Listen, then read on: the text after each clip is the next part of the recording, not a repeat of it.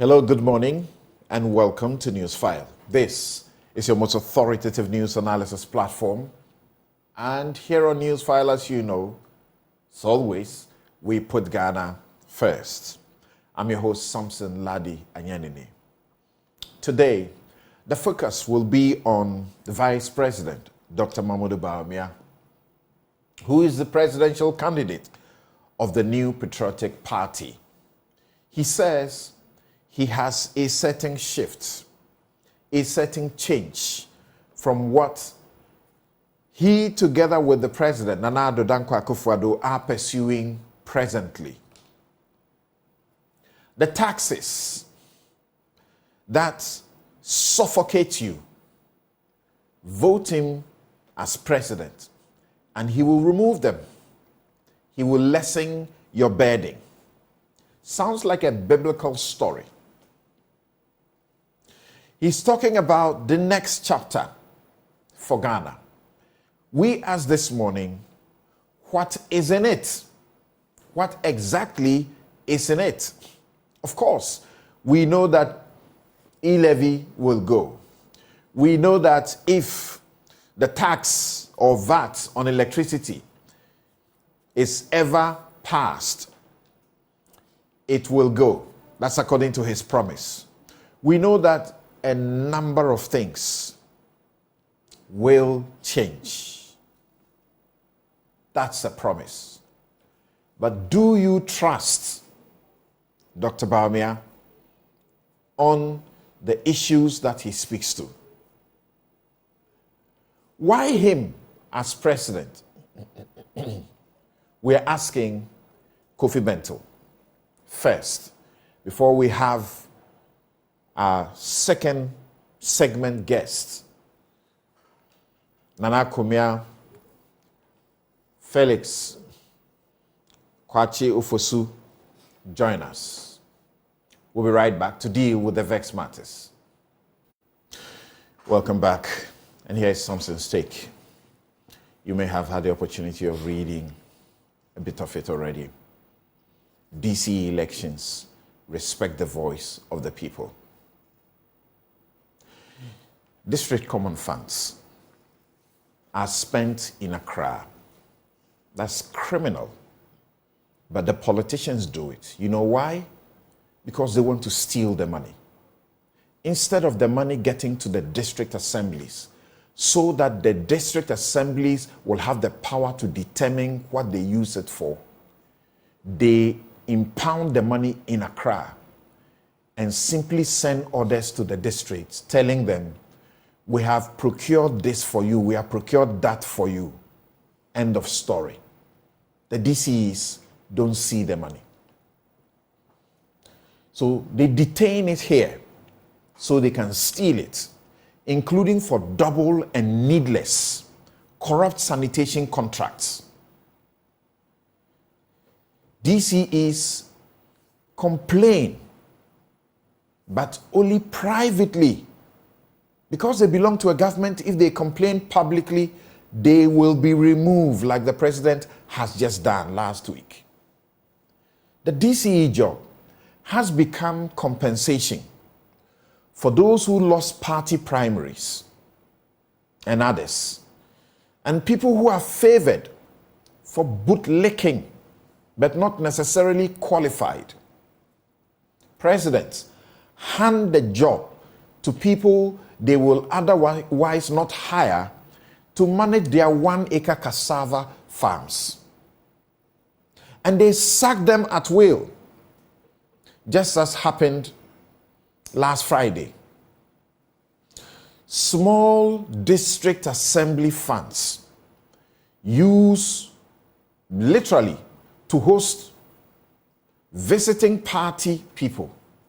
If the president is visiting a particular district, if the wife of the president, if some big person in the party is visiting some district, these are already impoverished. They will spend the money taking care of their visits. I want a DCE, and I know you want a DCE like that too, who can stand up to the president or to the executive for his community and not suffer for doing right by his or her people. I want the most qualified man and woman to have a better chance of winning DCE elections without having to compete with people who built a war chest for that job by the rape of the public purse. I want me, Samson. I want Kofi Bentil sitting here.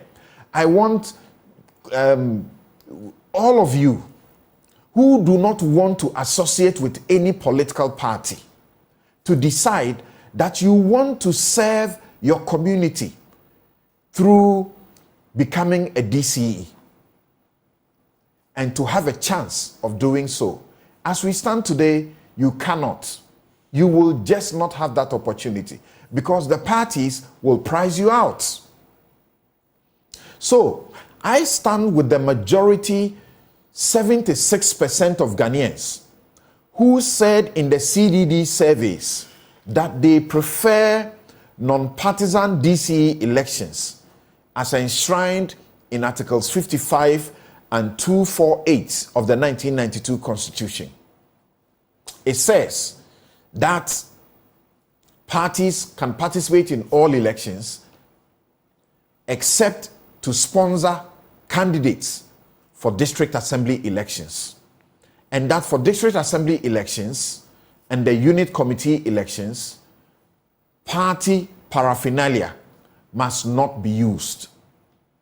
The brazen violation of those provisions must be stopped and not promoted. You say, well, they have been breaking that law anyway, so let's now make it partisan so they will break it anyway. Is that how to behave in a country that is looking for truth and order? Corruption is prohibited. We are getting overwhelmed and impoverished by corruption, ground corruption. Shall we then amend the law to allow corruption? We will not be the first to do it in the manner which is already enshrined in the Constitution. Uganda, India, and Canada, they do what we already have, and they insist on it. They don't say because people are violating the law, we should change the law to suit the violators. There would be not a debate today if President Akufo-Addo had not cowardly grabbed the ball just when citizens dribbled to scoring and keeping all 3 points in the game in December 2019. He did the unthinkable and unconstitutional thing by just jumping in the middle of the process of the yes or no vote and stopping it. He cancelled it. He had no power to do such thing. He wanted the people to vote yes or no. He should have allowed the people to decide whether it was yes or it was no. But when I started the crusade, joined by the NDC and well-meaning Ghanaians, and he saw that the vote would be a no, he decided to cancel the process. That was the most unconstitutional thing for a president to do. What needs amending is Article 243. And it is done by an easy and cheap process. Only Parliament will take from the President the power to appoint DCEs, which is in Article 243. That is it. Then the office becomes elective. What we don't need is what the government sought to put us through, to do an expensive national referendum to amend Article 55(3)'s prohibition of political parties sponsoring candidates for DCEs and local government units. Where are the dividends of democracy? Our democracy has been hijacked by the ugly partisanship. Don't further endanger it. Don't further weaken the voice and authority of local governance. Let's vote a big no anytime. And I remain your proudest initiator and chief crusader for a no vote that led to the botched, needless 2019 referendum. And that is my take. Now send me your views on Kofi Bentil's position that the vice president is our best bet going into 2024. He must be given a fair hearing and be elected president because he promises to do better. Send me your views now. You know I will not read insults. We'll be right back.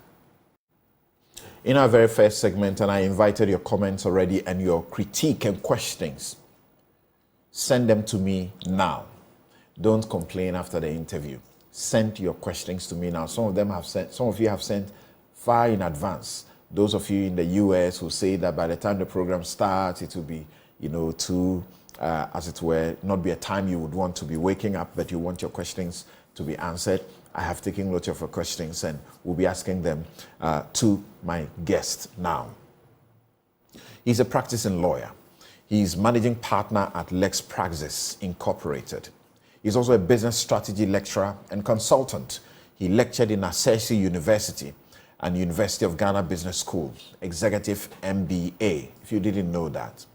He holds many corporate training sessions each year in business strategy and services, marketing and management skills. He is in active Ghanaian civil society. He's senior vice president and policy analyst with Imani Ghana, voted among the top think tanks in Africa and one of the leading think tanks in Ghana. He handles several areas including energy policy, education, and infrastructure. Yes, we have heard him lead, I call him the rebel leader, lead some of the advocacy against the obnoxious policies and the wrong things that we have seen. He is a founding member of Citizen Ghana Movement. They gave us the first thing to smile about the right to information, forcing the government to disclose when it refused to disclose on the famous bus branding matter. Now, let me pause here.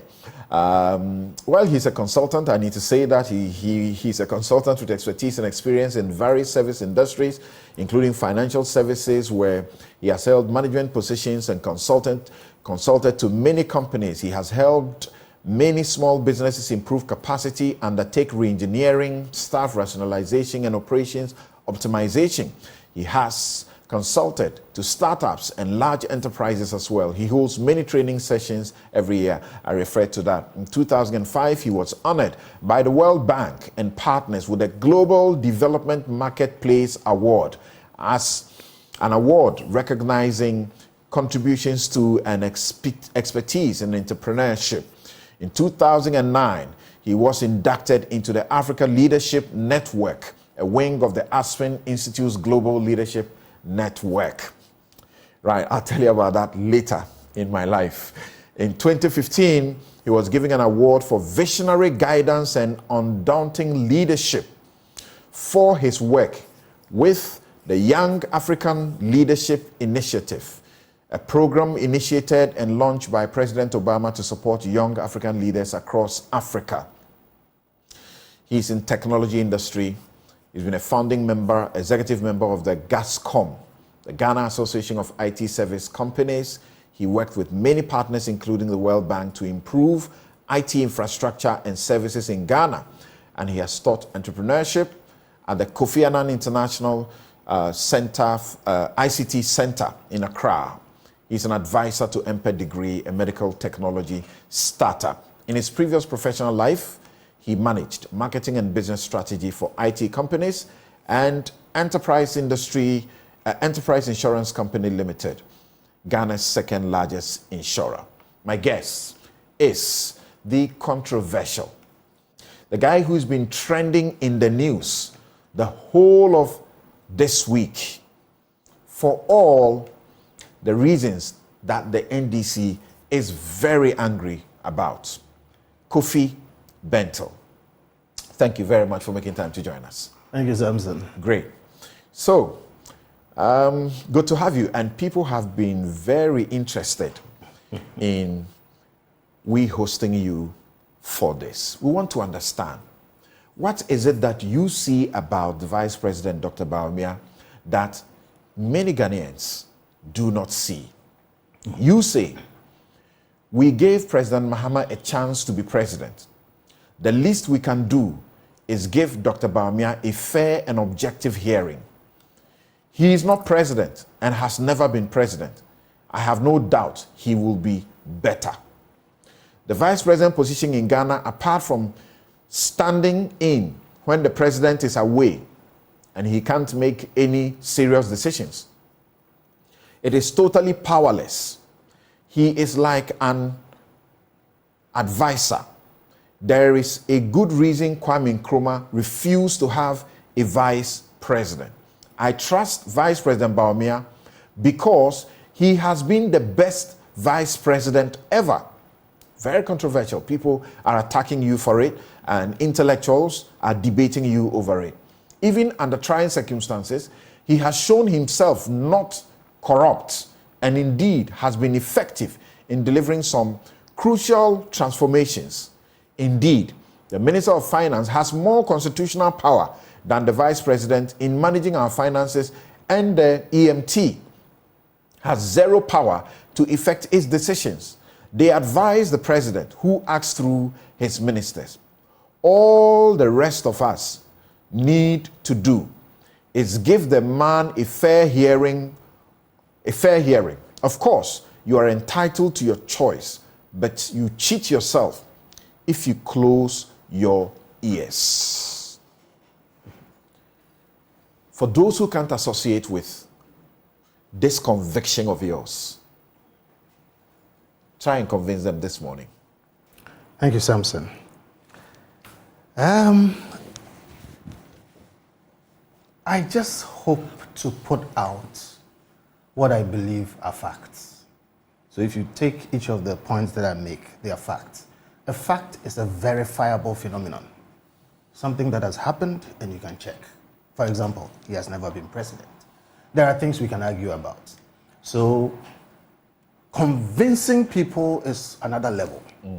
But I think we should put out facts. And I'll explain a bit more why I felt compelled to do this. But let me start by saying there's a lot of controversy about, why should the vice president, the senior vice president of a major think tank, step up and, so to say, endorse a candidate. This is not Imani. I am an individual. Like you said, I run my own business. I am a lawyer. I am a father. I am a chorister in my church. I am many things apart from being senior vice president of Imani. So I have my personal convictions. And I want to say this for the sake of my organization, that this is not Imani.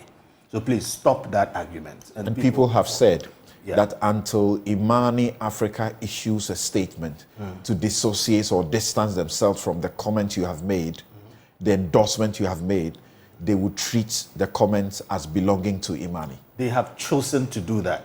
You see, Imani has not issued a statement telling you this is what we've done. That is what we do when we have something to say at Imani. We issue statements, we have websites, we do publications, we have presentations. We don't have a problem speaking and owning up to the things we say, regardless of how controversial or difficult they are. Imani hasn't come to tell you that this is there. So if you want to pick it as Imani, that's why I'm making this public. It wasn't necessary, but the point must be made. This is not Imani, this is me. And I have the permission of my brothers in Imani and the Imani board. I told them I had to do this and I explained why. And I have their permission. We have our individual choices. Imani does not endorse candidates. We do what we have to do and we leave things to be. So that's the first point that has to be made. And I think. But on that first point, how should the Ghanaian who does not belong to the NPP and is not happy with you, and those who also don't necessarily belong to a party and are not happy with you, how do they treat your commentary and analysis of national issues going forward when they know that you have a position in support of a candidate in the elections? I always tell people that focus on the issue. Focus on what I am saying. Focus on the facts in my delivery. If Imani does something, say something, focus on what we have said. too many times people are looking at some peripheral issues and reading things into other things. So see, tomorrow Imani will have something to say about something. Focus on what they've said and the substance thereof. Okay, now, I am not naive. And I've told you, Samson, many times on this platform, people have called us neutral. Right. And I took some time. For almost every year, I have to say this thing. I'm saying it again. I have never been neutral. I am independent. And I told you about the Mandela story. If you are neutral in the situation of injustice, you've taken the side of the oppressor. So it is for me to tell you, I am not neutral. I've never been neutral. But being independent and having the courage of your convictions means you make up your mind and you find the wherewithal to communicate it. And people don't have to accept what you're saying, but they will have to come to grips with the fact that you are making some very important points. So when things are said, whether by Imani or by myself, please focus on that. If tomorrow I have to say something else, and you're going to say, oh, he said this last time, and because of that, you are going to cheat yourself. Okay? On this platform, for instance, I know a lot of times you invite me here because I will speak in the middle. That's right. Okay? Now, if tomorrow Joe FM decides that because I've done this, they are not going to invite me, all well and good. But if on an issue they believe I have something to say, which is in the middle and I'm not supporting anybody, at that time you will know. So look, people should make up their minds, but you cheat yourself when you read all kinds of things into other things. So if tomorrow Imani is doing something, and you say because Kofi Bentil at a point endorsed a candidate, the first time in 30 years of my public advocacy, okay, you are not going to listen to me, that is fine. I will make my point and leave you to decide how you're going to deal with it. So let's focus on things as they are, listen to people and the content of what they have to say instead of reading all kinds of things. Not to focus on this, but you must be concerned. This is Ghana.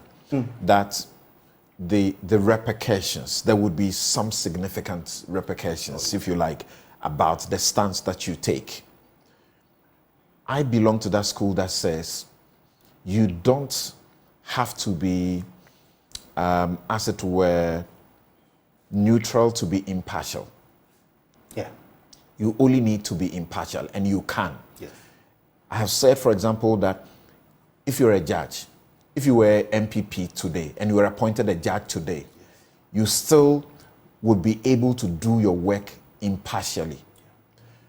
I've had the shock of my life when, because I've expressed some issue on a governance matter, this government at the very beginning said Samson is going to host the show. He cannot be hosting it because he has expressed a view.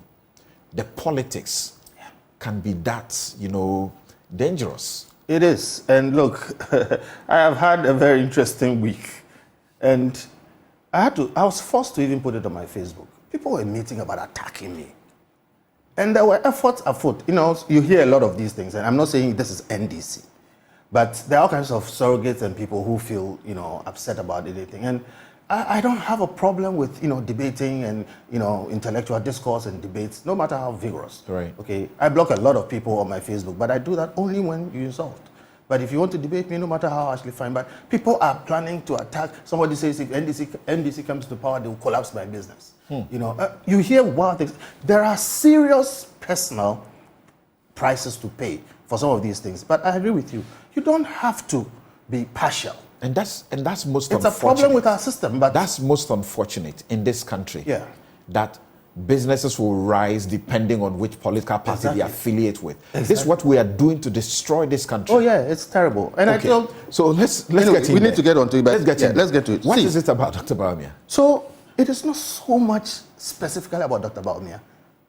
So let me start from the beginning. See, across my maybe public life, from when I was a student leader, I somehow ran away from the limelight. I really, but let's leave it. And it finds me all the time. It's my friends who want to write me in for that office. And I won by a landslide. That's an aside. But I'm saying I ran away, it finds me. And even from then, there have been times when it has fallen to some people, including myself, to do the unpopular but necessary thing. Let me give you an example. In 1991, when we were thinking of passing the 1992 Constitution, there were the transitional provisions. It was a major problem. And as a student leader, you are dragged into it. People are like, no way, we should not accept it. We're forced into the discussion of whether we want constitutional rule we want a democracy or not, or we are going to give it all up because of the transitional provisions. These arguments behind closed doors and whatever, we had to get into it, very unpopular. In those days, transitional provisions, they were terrible. Why are we going to? Let me leave it alone. But after careful thinking, we had to push the agenda that, look, let us vote for this constitution, even with the transitional provisions, because what we are looking for is political stability. If it takes us securing one man to get political stability, let us do so. Let's get on. After a while, we will know what to do with it. Today, the erroneous is no more. This constitution has been the longest lasting, the most durable. It was very unpopular then. People have even forgotten it. So here's the thing. It fell to me, I believe, to make these points because I got to a point where I realized that this country was angrily walking into what is perhaps a mistake. And these are my views. This is not Imani's views. When I sleep, I think about it. I look at what I look at. I read what I read. Walking into a mistake that will be voting John Mahama back. Yes. And I have a lot of personal respect for President John Mahama. He's one of the men who has served this country almost all his adult life. From local politician to deputy minister to vice president to president, and I believe an elderly and respectable statesman. In fact, in this write-up, I said, we are blessed as a country that we don't have to fight to determine who will lead us. But we have two fine gentlemen, President John Mahama and Vice President Bawumia, who we have to pick from. The other side of that is that we have been dealt that hand. We didn't have a choice in it. It was NDC and NPP. Of all the people in NDC, they picked John Mahama. It is their prerogative. And then NPP picks Bawumia. It is their prerogative. We, the people of Ghana, have been dealt this hand. You can like it or not. I think one of the two will be president. So we have to contend with the fact of who will it be. Sitting and reflecting on these choices. And Samson, somebody called me, and I've received a lot of calls, somebody very senior called me and said, why are you doing this? I said, you know what? What is your problem with me doing this? You're a bigger influencer. Well, that's one of the problems. We'll come to that. But then I said, okay. He says he's angry that this has gone on, and I was so why? I said, okay, I know you're angry. I must be angrier than you. I was on the streets demonstrating. I must be angrier than you. I spoke. I was effective in mobilizing for this government to come into power. I must be angrier than you. I have been more critical of this government than you. Myself and my brothers in Imani, Prof. Bob King, Theo, no one in this country has been more critical, whether a Japa or E-Levy, than anyone. We've taken personal risks. I must be angrier than you, and I'm angry. So we give you that. So see, is that not the contradiction? But that's the point. There are no brain cells in your heart. Your emotions can't think well. The thinking has to happen in your head. So regardless of my anger, and you've seen it in all my advocacy and what we've done, I had to reflect and say, I am angry, and that is pushing me to vote President John Mahama back into government. Then I look at the options, and I'm like, every measure you come up with against Vice President Bawumia, President Mahama also fails on it. He has been a president, he has been a vice president, and the track record is there, whether it's corruption, whether it's transformational leadership, whatever it is. And when I looked at all of that, I came to the conclusion that we are better off picking Vice President Bawumia and giving him a chance. At the least, we should give him a fair hearing. Let us hear the man and listen to what he has for this country. Now, all of that together forced me to have to make that endorsement, not to his person, but in the calculation that it is better for this country, even if you are going to make a mistake going forward. Because we have tried this other quantity, and we have had this. We have tried John Mahama as president, but not tried Bawumia as president. Yes. That is a key argument you make. That's a key argument. And I'm saying that you sit on boards and you sit on interview panels. You pick people for experience on a job. Yes. If President Mahama has been president, he ought to do better if he's given the opportunity than someone who is seeking that opportunity. You don't pick people for the wrong experience, or you don't pick people whose experience showed that they could not do the job. In fact, that is the perfect rule you used to exclude them. We gave you the chance and you failed. So out.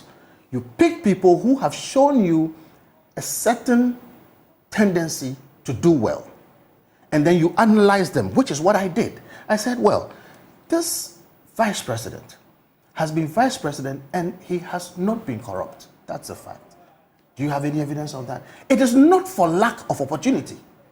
Sipton switch alone was over $1 billion. And I won't go to do, by the way, I don't coordinate with the Bawumia campaign. They don't tell me what to do. I speak my mind, and it's not everything I say which they even like. So it's not everything I say here which may be perfectly accurate. On the corruption scorecard, what is it you can say about Bawumia that you cannot say about President Mahama? So President Mahama was vice president. He was president. At least you know of the Ford scandal. Right. I use that because that is an objective mark. There was an investigation, there was a conclusion. All the stories and everything being told.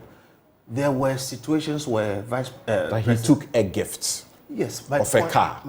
You're saying... Is that it? Let me answer the question. We are comparing two people. One, there is a fact that findings of corruption were made against him. The other, there is none. And I'm saying it's not for lack of opportunity. The other, whose office there have been not one. Not one of what? But a number. A number of what? Of issues bordering on corruption. You see. And some standing trial. So I am saying, therefore, have we gotten to a conclusion that Vice President Bawumia was involved and has been found culpable? No. That he has supervised projects that have become scandalized. Have you gotten to a conclusion that finding has been made that tagged him with that? The answer is no. And I'm saying, on the other hand, as for rumors, there are plenty. And there are even more rumors on the side of President Mahama than Vice President Bawumia. But in his case, findings have been made.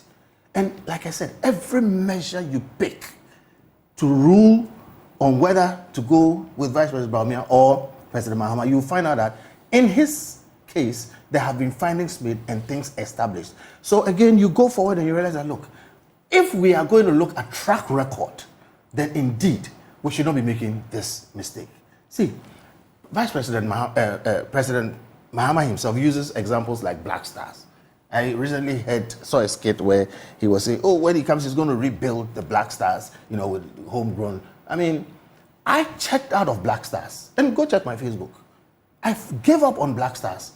During President Mahama's time, when we messed up so bad, they flew money from here to Brazil to go and pay footballers. All right? That is when I wrote it off. And since then, it's never been okay. So if the same person comes and says that, oh, I'm going to do this, and look at the track record of what he actually has done on that. So again, everything you raise, if you check here, you check here. The Ghanaian voter. It didn't work. The Ghanaian voter. This is his measure or her measure.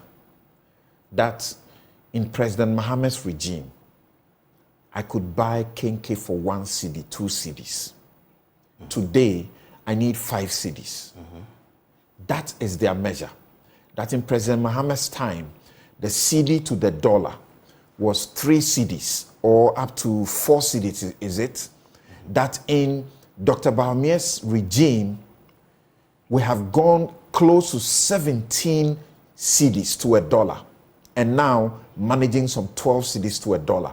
And you know what that means to the entire economy. You know what that means to our present suffering, that people are actually gnashing their teeth. So again, this is what happens. In the process, you set the premise wrong. In Vice President Bawumia's regime, that's where the problem is. Samson, you and I know as lawyers, the constitutional authority of a vice president is that he is an assistant to the president. This is not Vice President Bawumia's regime. This is President Nana Akufo-Addo's regime. And the nature of the vice presidency, like I said, the finance minister has more constitutional authority because he's the representative of the president. The president's voice overrules the finance minister.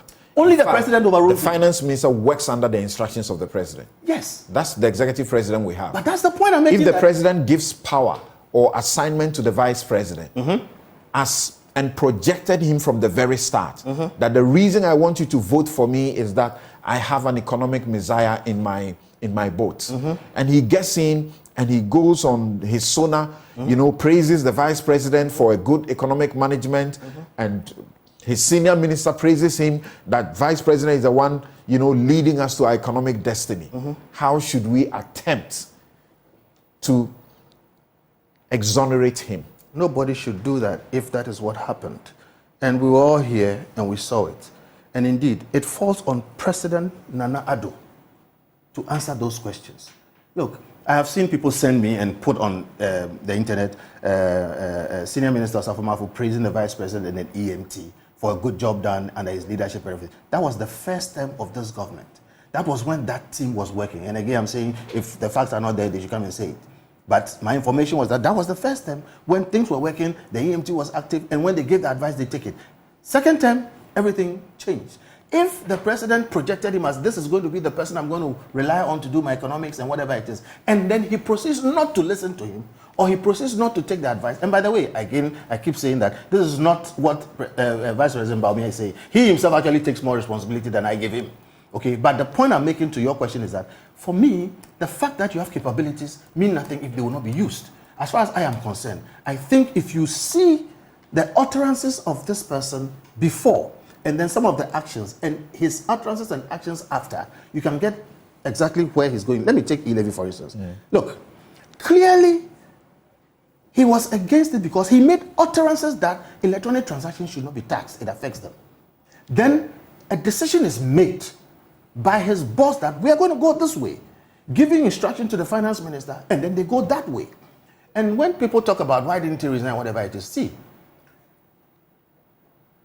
when you don't have the prerogative, it is not your right to make the decision. And the person whose right it is to make the decision makes the decisions. You don't have any business saying you're going to resign. You've done your job. But look at what happens. He stayed there and he fought for the 100 cedi exemption. Okay, that's the driver-made thing that people don't seem to understand. The ultimate decision was we are going to do e-levy. In your let me land on this. And it is done against his express. The record is there. Now, he stays in and says, okay, you are going to do it because it's your prerogative. Okay, but please, can you exempt the poor? He fights for it and gets that. That is what you get by staying there. But that is what it means when you say you are a mate. You don't make the decisions, but you do influence. Now, they could have refused that too. But at least he got that. All right. So see, when you give your ideas and advice and it's not taken, you cannot be held responsible. It's the person who didn't take it who should answer for it. I wanted to clear this small issue about the question of corruption among the two individuals. Now, when you refer to the fourth saga, when Shraj made the finding, it cleared the president, John Mahama then. It didn't find him guilty and didn't find him guilty of conflict of interest as well. In your estimation, which of the two regimes have been the most corrupt? The Mahama regime or the NPP Akufo-Addo regime? You know, as a matter of fact, that one of the major reasons the NPP was voted into power was that the NDC was very corrupt. What do you say about this regime? This regime has been terribly corrupt. More than Mahama's regime? In terms of magnitude, I don't have the measure. There's a measure by the Corruption Perception Index. At least for 4 years now, this government's best results is... For time, look, I was looking for a measure. This government's best result is the worst in Mahama's regime. So they can't get close to Mahama's best. As per the Corruption Perception Index, yeah, this government has been more corrupt than the Mahama government. That's correct. And that's disappointing. That is terrible. But that is why this government is going away. If this was a vote for their second term, I would have voted them out because I would be voting for Nanado and this government. By the design in our constitution, this government, this whole load of people are going away. The biggest baggage Vice President Bawumia has is this government. he is having to pay for the sins of this government. And he's part of it. They are going away Yes, because you are passing a vote of no confidence in them. No, they are going away not because we are voting them out. They are going away because that is the design of our constitution. The next government is not President Nanado's government. And one of the things that I want to see, I mean, I have found a way to tell Vice President Bawumia, I don't want to see any key members of this government in his team. If he does that, I will criticize him. So let's get it right. Again, when we set the premise, this government is going away. And rightly so. If this was their second term, I will vote against them. Now, we cannot visit the sins of the fathers on their children, especially when there is evidence, okay, that indeed we could be making a mistake. And I don't seek to convince anybody beyond what they've made up their minds about. But it falls to some of us to make these points and make them clearly, so that people can make their mind. And since I did, a number of people have told me, look, they were all angry. It looked like, yes, but there was something they couldn't really put their mind on. After I put this thing out, it's clarified in their minds. So see, this government, if they were standing for election again, I would ask everybody to vote against them.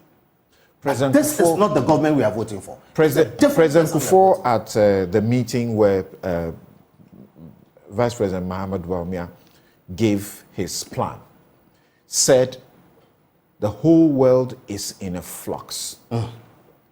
Quality leadership is very scarce. Ghana has come to the crossroads. It is not the normal, regular politics we need. We need someone like Bawumia to find our way out of the situation we find ourselves. How do you ask someone who has had the opportunity to influence the change that he is promising and has not done it, to become the president so that he will change it? Someone who has had the opportunity to influence the change in there has the opportunity.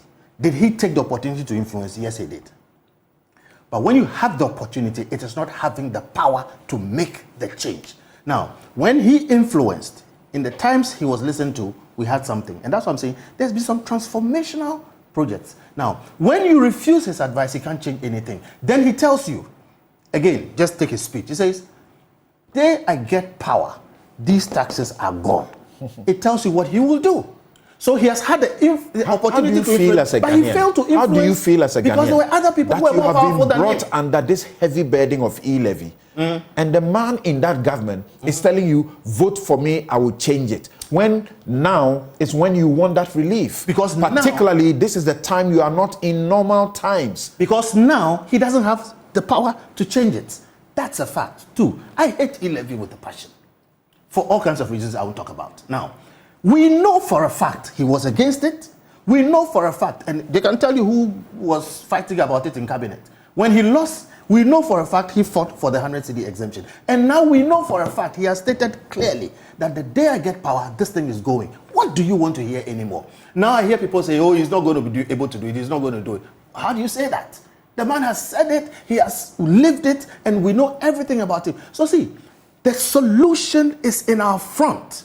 And we are saying that what we are seeing is not what we are seeing. What do you want to hear? If President Mahama tells you that he's going to abolish e-levy, will you believe it? He is telling you because I'm still against it. Because the potential for Ghanaians to believe President Mahama is far better, and it makes sense. It makes logical sense. Is it based on because fact or his party spent 6 months fighting e-levy, and they actually walked out because they would not be heard on it. So it is known that his party doesn't want it. It is known that Vice President Bawumia doesn't want it. We all fought e-levy and we lost. It is known that Vice President Bawumia fought for the exemptions for the poor in e-levy. It is known, based on his own utterances, that Vice President Bawumia, on the day that he comes into power, will abolish e-levy. I believe that. And President Mahama has not told us to abolish it. And indeed, he has said so. He has said so. He has said so. That e-levy will go. The NDC has been very clear on it. Because I have heard people in NDC say that it cannot be abolished, which was shocking to me. That he cannot do it. He cannot be. I said, why can't it be abolished? When toll levy was passed in Parliament, toll levy, you remember toll levy? As a law, even mere mortals like us were able to crusade, and we had it abolished. So if the man says I'll abolish it, why do you believe one, you don't believe the other one? So Samson, what I'm saying is that, look, we have a situation where, for me, I think Ghana will go on with either president. But the situation where we are blinded by anger and it leads us to make a certain mistake is what I just want to wake people up to. As for how you vote, many Ghanaians say it boils down to the question of trust. That this vice president was the arrowhead, so to speak, of the NPP's campaign. That, but for this vice president, the NPP would not have won the 2016 elections. You believe so? I believe so. That the promises, one this, one that, airport here, harbor there, have not happened. Yes. That most of the promises have not been fulfilled. Yes. Why do you trust him? I trust him because he was deployed and his strengths were used during the campaign. He gave us the benefit of his knowledge and everything. But again, in government, he's the vice president. In the first term, the evidence was there that he was being listened to. In the second term, you had situations where taxes were being passed and he was complaining against them. Now, it's like the thing you use to tow your car, the rope. When you need it, it's in the front of the car, and that's what gets the car to move. When you are done and you solve your problem, you put it in the boot and you forget about it. So the point is this. It comes down to the constitutional powers of the vice president. And personally, I think that we are underutilizing our vice president. If we are going to keep the vice president's office, we should abolish the chief of staff's office. The vice president should be the chief of staff. We just have that whole office, and he's just an advisor to the president. And this example is showing us that you can have a very good vice president who is totally shut off. And the country is going to move in a certain direction, and until he becomes president, he can't do anything. And people are saying he should have resigned. If he resigns, it's a loss to this country. So what do you say? That this government or the vice president deceived or lied to the voters? He didn't. He told you his truth. And again, he does not have the prerogative of final decisions. And when the issues have come, he has spoken what he believed, which he promised you. Again, I'll just use Levy. This is wrong, don't do it. But the decision was made. And then he tells you, the day I get power, trust me, I will move it, I will change it. So I can trust this man. First, let's take it this way. Somebody deceived somebody or lied to somebody. There was no deceit there. He spoke his truth during the campaign. We should do this, we should do that. I said, during the first term, this government won a second term. And they won the second term based on their performance. And you've seen clips to the effect that, oh, this is when the EMT was working, they were taking the advice. In this second term, we've all seen, and by the way, we didn't have COVID and the global meltdown in President Mohammed's time. If we had, I don't know what would have happened. But after that, clearly, you can see situations, and the evidence is out there. People passed. You and I criticize this government for all the money they got in COVID. I still criticize them. Which they shouldn't have any excuse. I still criticize them. That's why I'm saying this. So why, my point is that why do you refer to COVID and Ukraine? I refer to COVID. Because they had enough to take care of the situation. More than enough, in fact. Yes, and that is where this government has failed. But I refer to COVID because I'm saying this is something that happens sometimes once in 200 years. So it is massively significant that you have a global pandemic that shuts the world down. It's significant. But that notwithstanding, this government should have done better. We shouldn't be paying COVID taxes today. But the question is, who has been the architect of that mess? And I'm saying by our constitutional design, they are all going. If they were not going by constitutional design, Samson, you know me, I think independently. I make up my mind and I let things fall. I would have campaigned to vote against them. You have not been charitable to this government for the manner in which they went about the bank cleanup. Absolutely, yes. That it was suggested that you could have spent 8 billion or 9 billion to save the situation without the collapsing too many of the banks and the unemployment that resulted. And that you didn't need to spend enormous, over 25 to 27 billion. And that is part of the reason our economy became so fragile. The shocks could not, stand the disaster. Yeah. He praises the Bank of Ghana for that project. What do you say? This is what I say. You're right. Look, the bank cleanup was messed up. Again, We know the architects of that. 2, even in that mess up, we should have done better under COVID. Okay, and we didn't. All right. And then your question specifically is what? He's praising the Bank of Ghana for that project. So hold on there. As we speak today, they are actually entities. They are entities. Don't go too far. Please go ahead. I wanted us to focus. He is praising the Bank of Ghana. Hear me well. The worst part of the Vice President's speech was his praise of the Bank of Ghana. I found it despicable. For me, it was the worst part of everything. I'm an analyst. I have friends in the Bank of Ghana, whatever. He says so because the Bank of Ghana helped to save this government. But I'm not sure whether what the Bank of Ghana was doing was in the interest of the state. And I wanted you to focus on that because this is where sometimes you get the opportunity to show maybe a bit of objectivity. I totally disagree with Vice President Bawumia on his praise for the Bank of Ghana. He may like what they did. I don't. And I think the Bank of Ghana have not shown themselves to be responsible in crisis. That is why we gave the Bank of Ghana independence. So that when governments mess up, you don't follow them into the mess and make the kind of losses that you make. And at the same time, be building a $200 million edifice on top of it in this mess. So for me, my worst critic in the speech that President Bawumia, Vice President Bawumia gave, was his praise of the Bank of Ghana. He may like what they did. I totally disagree with him. And indeed, I hope he finds a way to make sure this does not happen again. We don't need a Bank of Ghana that is independent to be shoring up the messes of government. So, Samson, on that specific thing, I'm happy you brought it up.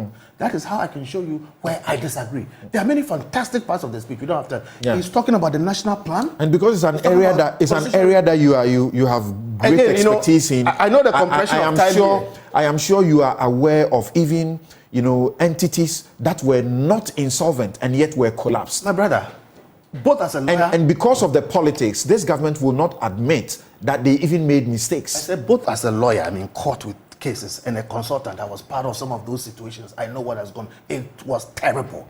And look, any government coming in should take a second look at those things and who did what. So that is a place where I will tell you, I totally disagree with Vice President Bawumia on that. Totally. And they have really done some damage. On my Facebook is there that this whole episode concerning the financial services sector, they've just blown it all up. But the question is, who is going to fix it? And I think, again, between President Mahama and Vice President Bawumia, I will trust Vice President Bawumia to be the better person to fix these things because he understands them intimately. Why do I trust the person who created the mess in the first place to fix the mess rather than change course? Because that's what the electorate is asking you. Okay, so they can't reconcile the two. Well, it's easy to reconcile it if you look at the track record and look at the competence issues.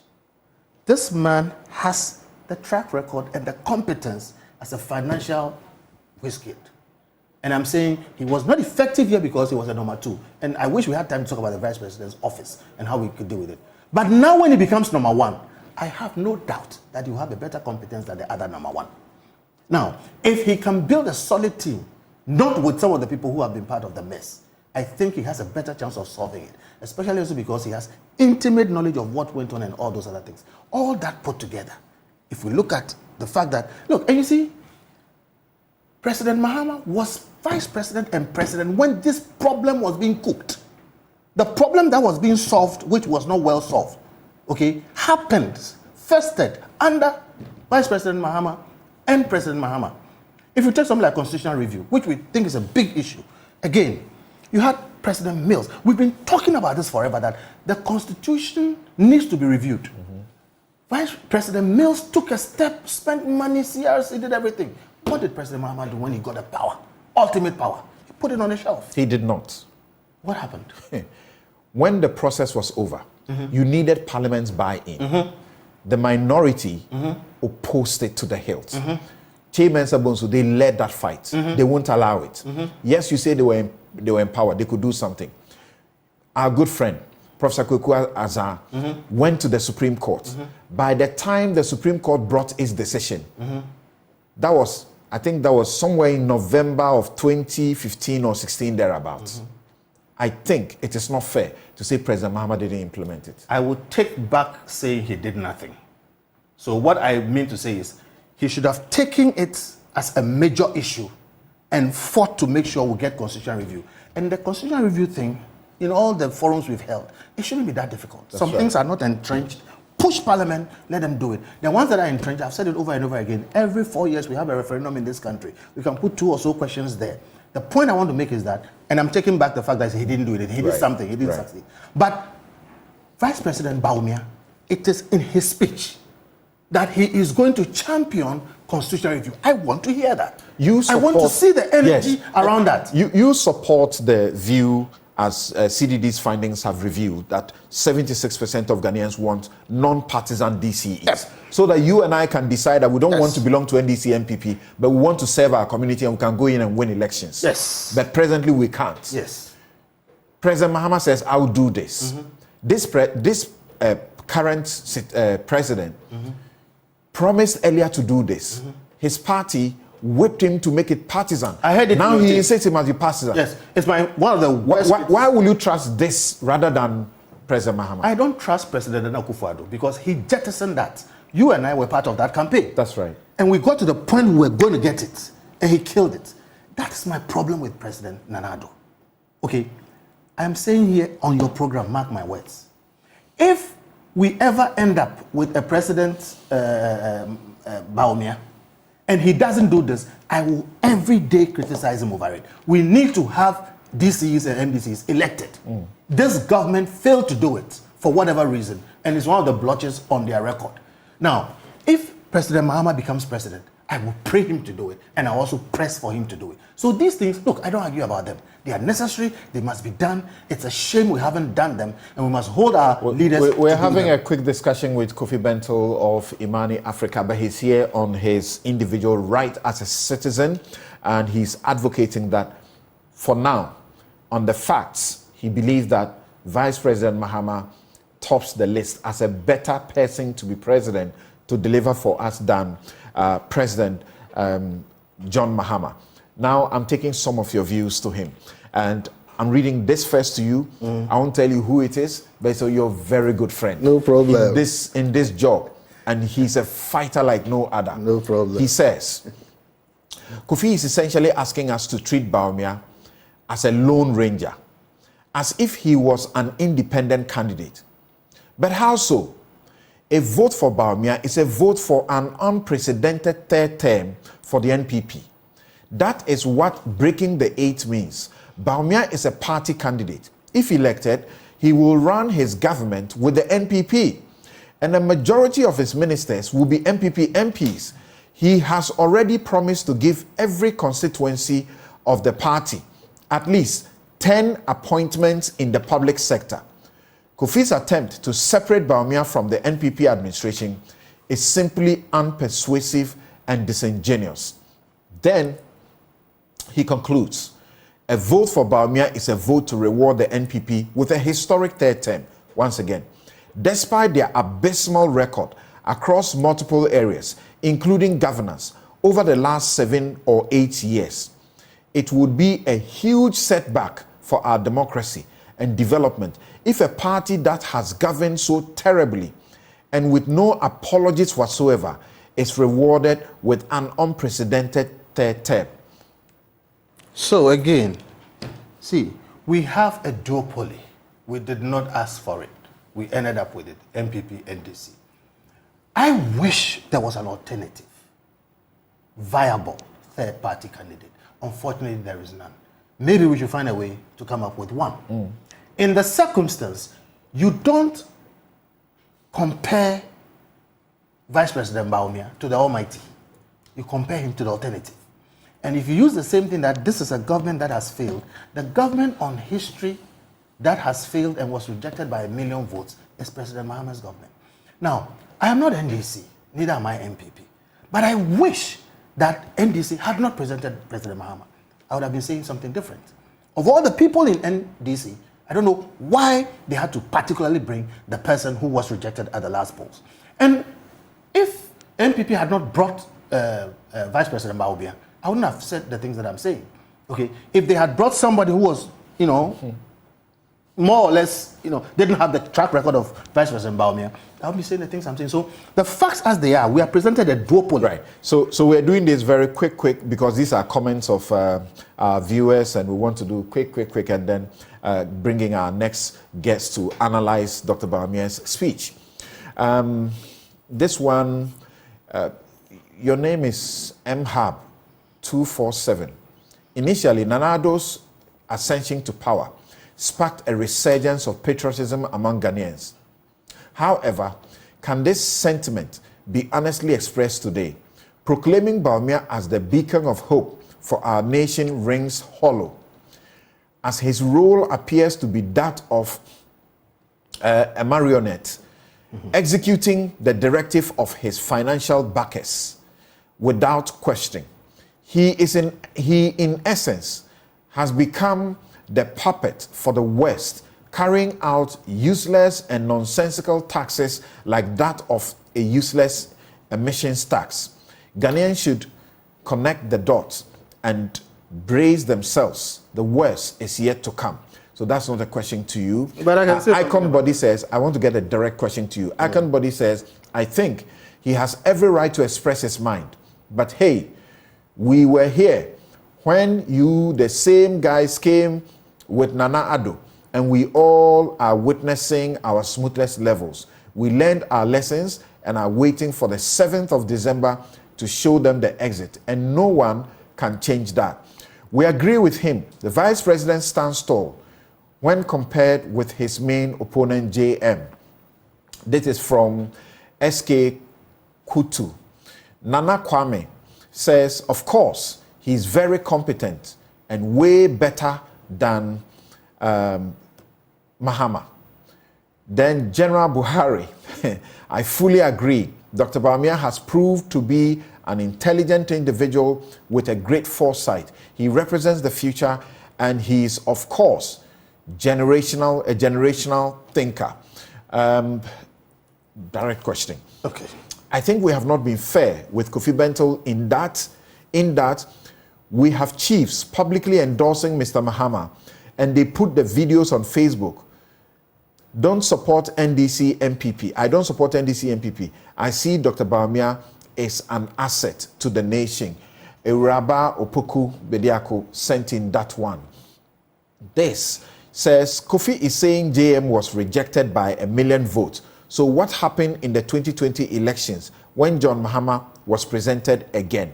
That is your question. There was this issue about puppets. Yes. And that is going to be controversial terror. See, in my own lifetime, I have not seen a sitting vice president step up and in his campaign speak expressly in the face of the government he's in and say, I will repeal the taxes that were passed by this government. Right. And actually it's taking steps. As we speak, there are rumors of even reshuffle. Okay. How is a person like that a puppet? Who has ever seen that happen before where he takes on his own government? And I keep making the point that this man, he's a gentleman. I take more responsibility of him than he does for himself. He accepts Rich one says, but I'm saying he's clearly not a puppet. Rich one says, your position is unfortunately disappointing. You are literally saying the alternative is scary. If you cannot endorse Mahama, and you are proclaiming Bawumia just because of the duopoly scenario you have just spoken about, why are you not looking at Alan, who is independent, or some other independent person? So, again, I teach business strategy. In all of these things, you must have a number of things to assess. If we had time, we'll deal with the Alan issue. We don't have time. Here's the bottom line. We have been dealt a hand based on a duopoly, and that tells us that Alan will not win the presidency. I don't have time to go into that. Right. He's a very fine gentleman. I really respect him. I wish things were different, but as it is right now, that's why I'm saying we are sleepwalking into a disaster. We can start talking all kinds of things that are not real, and then we'll end up crashing. So unfortunately, as it stands right now, okay, the candidature of Mr. Alan Chermating, much as he is, I think, a good person who is qualified to be president, I really don't think that he will be able to move the populace to vote for him, and that's the only problem with it. And so we have to face what we are dealing with, because at the end of the day, we have NDC and NPP. You are approaching this issue as if Bawumia is an independent candidate. Yes, I'm approaching it that way because, the government is different from the party, and the party is different from the state. Okay, my problem is with the government, of which Bawumia is part. But Bawumia will be independent of the party. No, so I'm You know that doesn't work. No, hold on. Again, if you had time, I'll go into the... There are people paying for the elections. Here's the thing. Of course, there are people paying for the elections. But you have had a sitting vice president mount a podium and make a promise on his honor that he's going to repeal the taxes of his government. And you think that he did that? Look, people think he's thrown the government under the bus and he's not whatever. He has not thrown the government under the bus. In my mind, based on the strategy I understand, he has negotiated what is called a pivot. All right? He has negotiated to go in a different direction, even if it's critical of the existing. But that negotiation means that he has gotten the buy-in of President Kofi and Co and said, look, this is where I want to go. The person who does that tells you that he has his own mind, he has his own agenda, and he's going to fight for it. So for me, that gave me a lot of hope that he could say that even now, know that he's riding the horse of the party, but he's still saying things which may not be, tantalizing for some members of the party to hear. But that tells you that he's his own man. So it gives me confidence that this man, when he grabs power... Dr. Collins says that the Bawumia was at the birthday celebration where e-levy was the cake. Yes. And we have actually been told that he was instrumental in the e-levy passage. So what are you talking about, really? How can you trust him? This is what I'm talking about. He was at the e-levy, whatever. I don't know about that one. But look, nobody is denying that Bawumia was in the cabinet, in the government that passed e-levy. But is anybody denying that Bawumia had not made express his resistance and his refusal and stated that this is wrong? That's a fact. He had done that. Now, when it was... He didn't say so. He didn't say it was wrong. No. He had stated he said it is wrong to tax electronic transactions. Exactly. That is before the law was made. The point I am making is the man had made express his viewpoint that we should not be passing things like that. But he was not heard after the law was passed. No, he was. See, you don't know what goes on in cabinet, but I'm going to tell you that, look, there was a fight there. And when he lost that fight, and no, he doesn't have the final say, okay, he still didn't walk out. He fought. When they say he was instrumental in designing it, what I am aware he did was say, okay, if you're going to pass it after all, I don't have the final say, then please exempt the poor based on the 100 cities thing. And he got that. Okay. I think that's a good thing. That cannot be a negative against him. Okay? Sometimes you don't win the battles, but take the wins that you What do you say to a now questioner? He says he's going to... What do you say to a questioner who says, when you say you are disappointed in his praise of the Bank of Ghana, it is actually not the Bank of Ghana's policy, but it was Bawumia's policy executed by the Bank of Ghana? The person is guessing. He doesn't know that for a fact. Again, this government, led by a president who has given his mandate to his finance minister, okay, and we're clearly overriding the vice president who didn't have any power, were in charge of this one. All right. Kofi Bentil, thank you. And we haven't talked about the transformations. Look, we are talking about shifting the tax base and making it wider. You can't do any of that if you don't do things like digitization. We haven't talked about the fact that even though the MPP so believes in all the things that Bawumia says he would do, which he says are bold solutions, why does he not do it now? That's a question Ghanaians are asking. Over and over again, because he doesn't make the final decision. What will be done now? He will be doing it in an MPP government if he's voted. When it is the MPP that is presenting him. The MPP should be telling us why they are not doing it now. That's the question. The MPP now in government is the government that is going, the government that we are not happy with. The president overrides everybody in the MPP. That's what you want us to believe. Well, the fact is that the Constitution gives the president an executive right to override everybody. And that is why we need to do something about the Constitution. And that is why I'm also happy that Vice President Bawumia talked about a constitutional review. So we need to fix this Constitution so that these things... The cabinet of 19 are puppets, even more than 19, including the chairman of the party and other party people who have come publicly to say, don't do this tax, don't do this tax. All of them simply go to cabinet not saying anything, or they actually oppose, but the president is the one that says, I won't listen to anybody. Is that what is going on? I think so. Recently, you had a slew of taxes being passed. And then cabinet sits and then they repeal those taxes. So who passed the tax in the first place? Who passed the tax? So clearly you have a situation where the executive presidency is manifesting itself in ways that are very unpalatable. The MPs, they sit in parliament, they are passing it. They are an extension of the party. Yes. So how do we believe that the president cannot override everybody? Because we don't see. E-levy, they should have. One of the things we must absolutely strike out of our constitution is the thing about picking ministers from parliament. That gives the president too much control over parliament. Right. And that's why he gets them to do his bidding. That's constitutional review.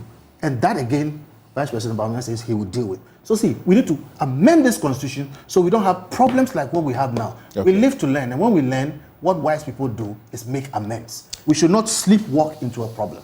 Thank you. Thank you very much, Kofi Bentil. Great talking to you always. And some of your messages, I'll share them with you. And we'll take a break. And when we return, we will have Nana Akomia and Felix Kwachio Fosu also help us to now analyze Vice President Bawumia's solutions that he professed. Well, we'll come back. I'll read those messages to you. Start the new tax system on a clean slate.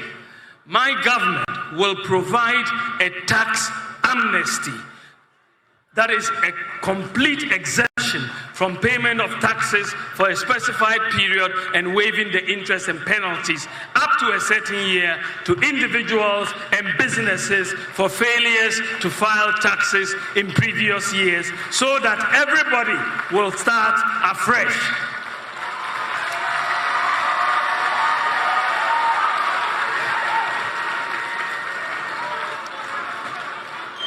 Tax digitalization will be implemented across all aspects of tax administration. Everyone will be required to file a very simple tax return electronically through their mobile phone or computer. There will be no manual or paper filing of taxes under my administration.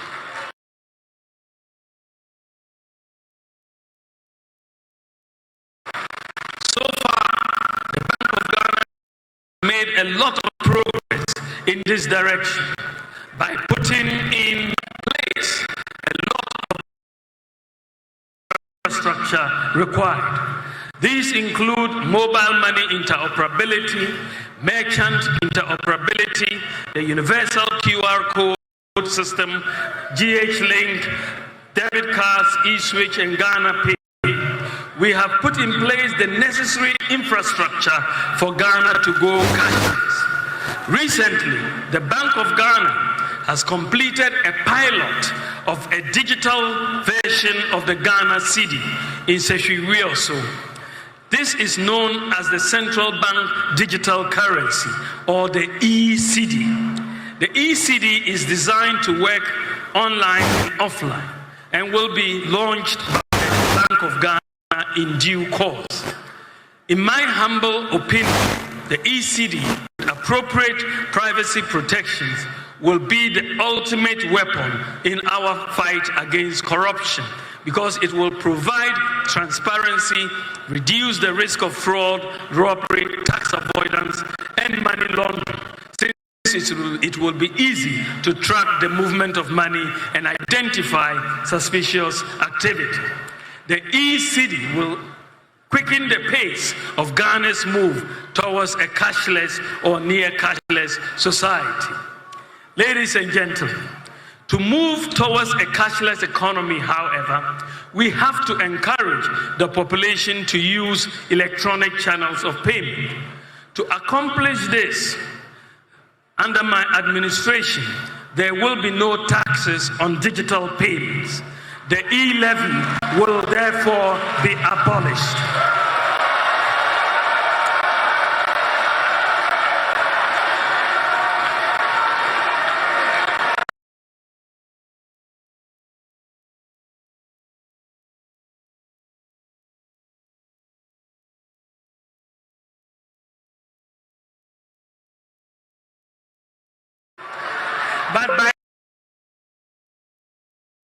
Ladies and gentlemen,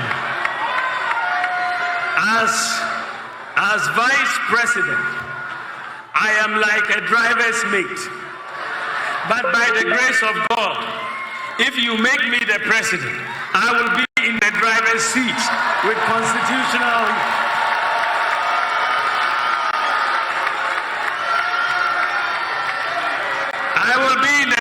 seat with constitutionally mandated authority to pursue my vision and my priorities. So what do I want to do in terms of vision and priorities and policies if you give me the opportunity, by the grace of God, to become President of the Republic of Ghana? Ladies and gentlemen, in this regard, I have been engaged in a lot of consultation and doing a lot of thinking in the last few months about the lessons of the last 7 years, as well as my vision and priorities as I seek to become President of the Republic of Ghana. Clearly, the initial conditions that we inherited in 2017 are not the same as will be in 2025. Therefore, my priorities will be different. We have done many good things, and I will be seeking to build upon them. My vision, ladies and gentlemen, is to create a tent big enough to accommodate all our people, to tap into the resourcefulness and talents of our people, irrespective of our different ethnic, political, and religious backgrounds, to channel our energies into building the kind of country that assures food, self-sufficient, safe, prosperous, and a dignified future for all Ghanaians.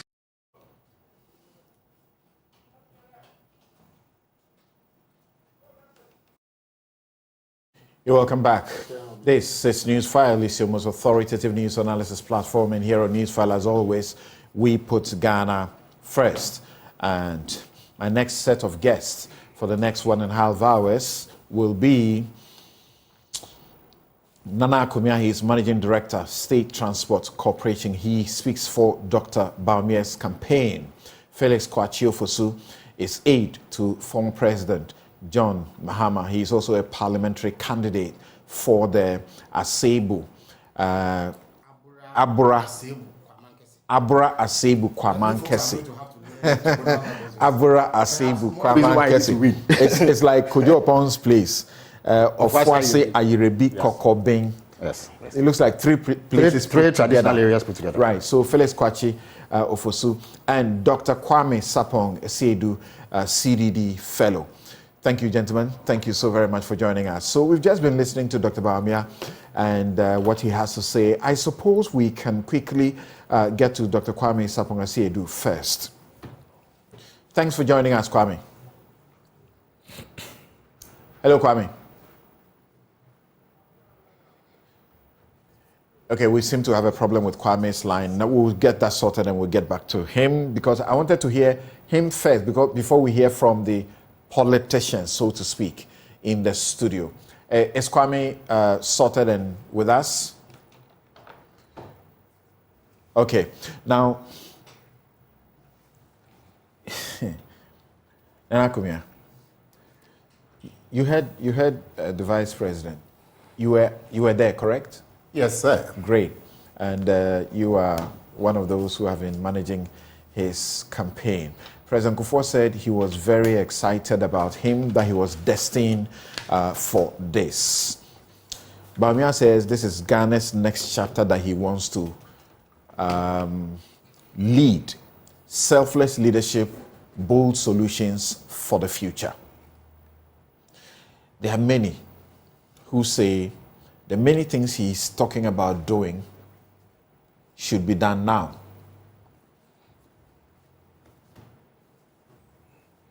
Yes? Yes. So why should we wait for him to become president? Well, let me wish our audience a good Saturday morning, and also my brother Felix and yourself. It's a legitimate question that some of those things, especially the removal of taxes and so on, can be done. It will be good for us if they are done now. But that points to the fact, very simple fact, that he does not yet have executive authority. So what he is saying, or what what he said to Ghanaians on Wednesday is that if you give me executive authority, these are the things I am going to do. So obviously, if he had executive authority now, or if he can move the rest of the government in that direction, obviously, some of these things will be done. The fact that they haven't been done now simply means he hasn't been able to move the rest of the government in that direction. And he also, on his own, does not have executive authority. And that is why he says that I am a mate. Let me be the driver. That's the main reason for that comment. Thank you, Samson. We know typically when you use the mate analogy, a driver will never hand his wheel to a mate who has failed. So let's say the owner of the car rather than the driver and the mate. The owner of the car, having realized the mate and the driver have both driven into a ditch without the mate ensuring that the car didn't get into the ditch, will not take the car back and give it to the two of them to restore it. Not necessarily. And the mate is not the driver. I mean, this show or this production that you do, you have done it so well over the period. I am sure somebody stands in for you when you are not here. Okay? That's right. And it's possible for that person to have a different slant on the show. No two people are the same. The people who were hosting the show before you, they did it well. I remember the Kweku Sechiados, the Nanayas. Yes, and who really put the show. The Sonny Dekas. But you also came with your own slant, and you have also taken it to a different level. There were people who say you don't do it like Kweku Sechiado. I tell them, look, I can never be Kweku Sechiado. But the main point of Bawumia's statement is that give me executive authority. And if you give me executive authority, this is the direction I would take. Yeah, so I turn the question. The owner of the vehicle handed it to a driver and the driver's mate. The vehicle, as all of us admit, and Vice President Bawumia... The mate doesn't drive the vehicle. As Vice President Bawumia himself admits, we are in a very trying time, very difficult situation. Yeah. Because of what has happened by way of inflation and all of that, our circumstances is very terrible. Alan Chiramanting is prosecuting his agenda on being able to arrest the falling cedi, so to speak, inflation. So why should the owner of the vehicle hand it, after you've driven it into a ditch together with the mate, hand it to the mate? Well, this is an analogy. You would agree? Yes. Okay. So you should not stretch it too far. But if you want to stretch it... Once you used it, we want to interrogate it. Well, if you want to stretch it, the simple answer is that the mate doesn't drive the vehicle. And so if you are a good owner and the driver is retiring, mind you, the driver is not being sacked. And that is another angle that people like to push. That's right. The driver or the owner, as we speak, has not said the driver is bad. Going by the last election where the owner spoke, the owner renewed the mandate of the driver. You can speculate that the owner is not happy, but that's speculation. And mind you, the driver still has almost a year. It's a fact, not speculation, that Ghanaians are not happy. To the point that President Kofi has had to call you guys and say, stop speaking against the policies. If you do that, you become party enemy. You know, when in the primaries, many of the contenders, they thought that they could have an advantage by placing themselves outside the government. Bawumia was the only person who sought to place himself within the government, and he won. So when the owner spoke, the last time the owner spoke, the owner renewed the mandate of the driver. Where we are now, we are going through a rough road. We are very sure that very soon we'll steer the car onto a better road. So this whole business that there's failure and somebody's to be blamed, and I don't see it. We are in difficulty. We are in a difficult patch. The analogy that works for me is that we are on a difficult part of the road, like we are in an aircraft and you face turbulence. It will be tough, but you hope that the pilot and his first officer and so on would get you out of the turbulence. And as we speak, we all know we are in turbulence. If you look at the total record of this government, in the first 3 years before COVID, the economy was on a trajectory that was quite positive between the period 2017 and 2019. And the GDP expansion, for example, was touted as the best in the world. We all know that when we got into the 2020 with COVID, and there was a global difficulty. Our friends in the NDC, when they go out of the country, they place the difficulties that we are having in Africa within the COVID turbulence. It's only when they come to Ghana that they don't mention. Then the sad part of it, when they come to Ghana, they seek to blame one person. I don't understand it. Mind you, when the contest was going on, the NDC contest, for the 10 people who were seeking the flag bearership, our friends in the NDC, they concentrated their criticism and attack on just one of them, Bawumia.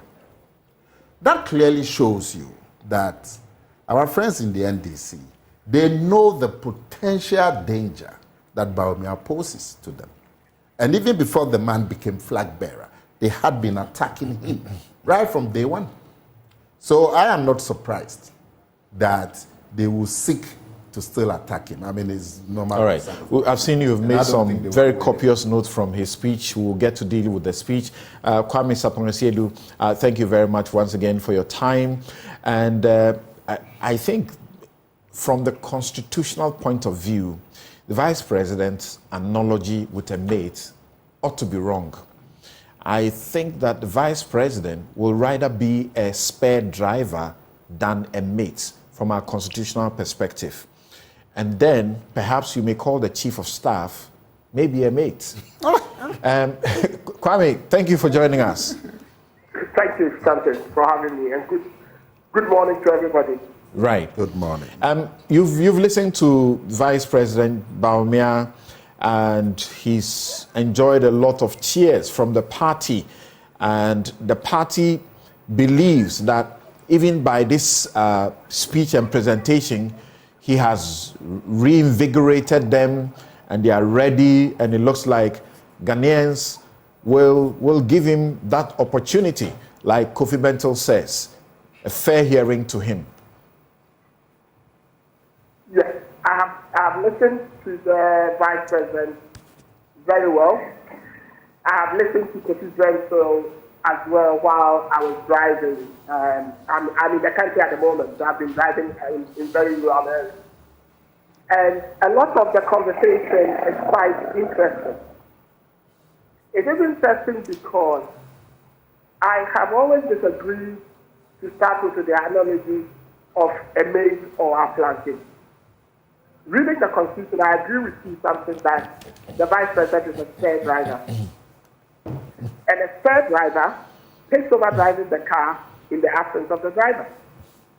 And therefore, if the vehicle is a commercial vehicle, if it makes a profit, the profitability of that vehicle inures to the driver and the spare driver. And it's when it makes a loss, the loss also emures to them. Why do I make this analogy? I make it because if you listen to Vice President Bawumia, he takes credit for the good things that have happened under this government, and rightly so. So he takes credit for the digitalization, rightly so. He takes credit for the early stabilization of the city, rightly so. So if he's taking credit for the positives of this government, why is he walking away from the negative? What happened to collective responsibility? So I can see what the NPP is trying to do by distancing himself from the negative of this current government. But I don't see how a spare driver can take credit for the profitability of the commercial vehicle, but say that the losses are only down to the driver. I just cannot bring myself to accept it. So let's go now to the Vice President's speech itself. He gave a chronology of things that this government had done that was good. And he said they were going to form the basis of the pivot that Kofi was saying that he's trying to make. So he clearly took those credits. Then says that he's going to abolish things like e-levy and the law, which were key policies of this government. We all saw the fighting in Parliament and people being brought in ambulances to come and vote and all that. So if you look at all this and how they went about it and how we were told that the e-levy was the solution to every problem Ghanaian, and that it was going to solve all our problems, from roads to stabilization of our currency and all that. If the Vice President felt very, very strongly about it, which the impression is that he did, he should have spoken out there. He should have put his alternative opinion out. We heard ministers in cabinet who said that the Vice President agreed with the e-levy. Now we've heard some of those ministers, including Honorable Kofi, trying to explain that position to say, no, in actual fact, he had a different opinion, but he said so that they could get 100 cities exemption X, Y, Z. I don't buy that. I just don't buy that. So it is one of the other. Either the Vice President distances himself from everything that this government has achieved or failed at, or he takes responsibility for the successes and stands with the failures. He cannot have it both ways. And that is my position. Interesting. Hold on quickly for a question from Nana Kumia. Yes. Dr. Sapon, I just want to be clear in my mind. Where did the Vice President distance himself from the government? Because when you listen to the speech, in fact, half the speech was on the performance of the government. Where did he distance himself from the government? I am not, Nana, I don't think you got what happened. I don't think I am saying he distanced himself from the government. I said he distanced himself from certain failures of the government. Those are two clear distinctions. The failures of the government include things like e-levy, which hasn't brought the revenue. You understand me?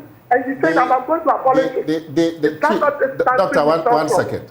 The fact that the man says, I would have a different path,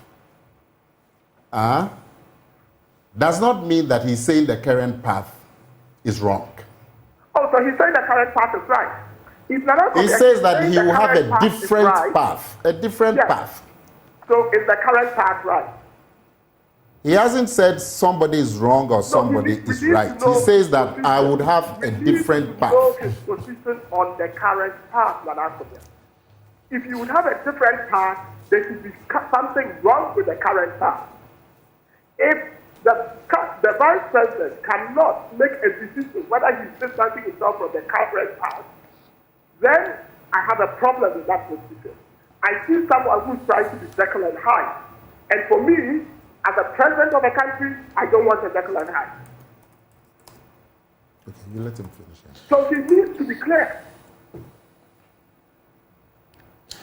Kwame, those who make the argument say that he's only been in a position where he can't take decisions. He can only advise. And the advice is not binding on the president.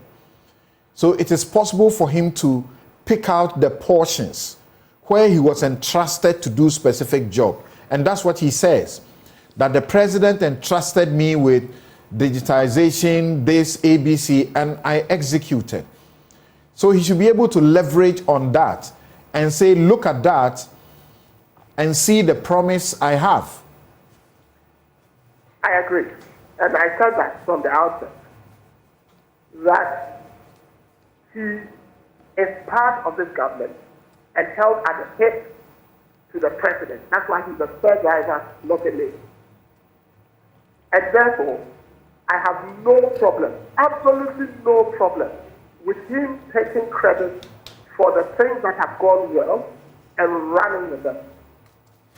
But where I disagree with the vice president is when he says that because my advice wasn't taken on these XYZ, I am from what Madam Akomia is telling us now, from these XYZ, I wouldn't make my decision, no. I would start at the first time. No.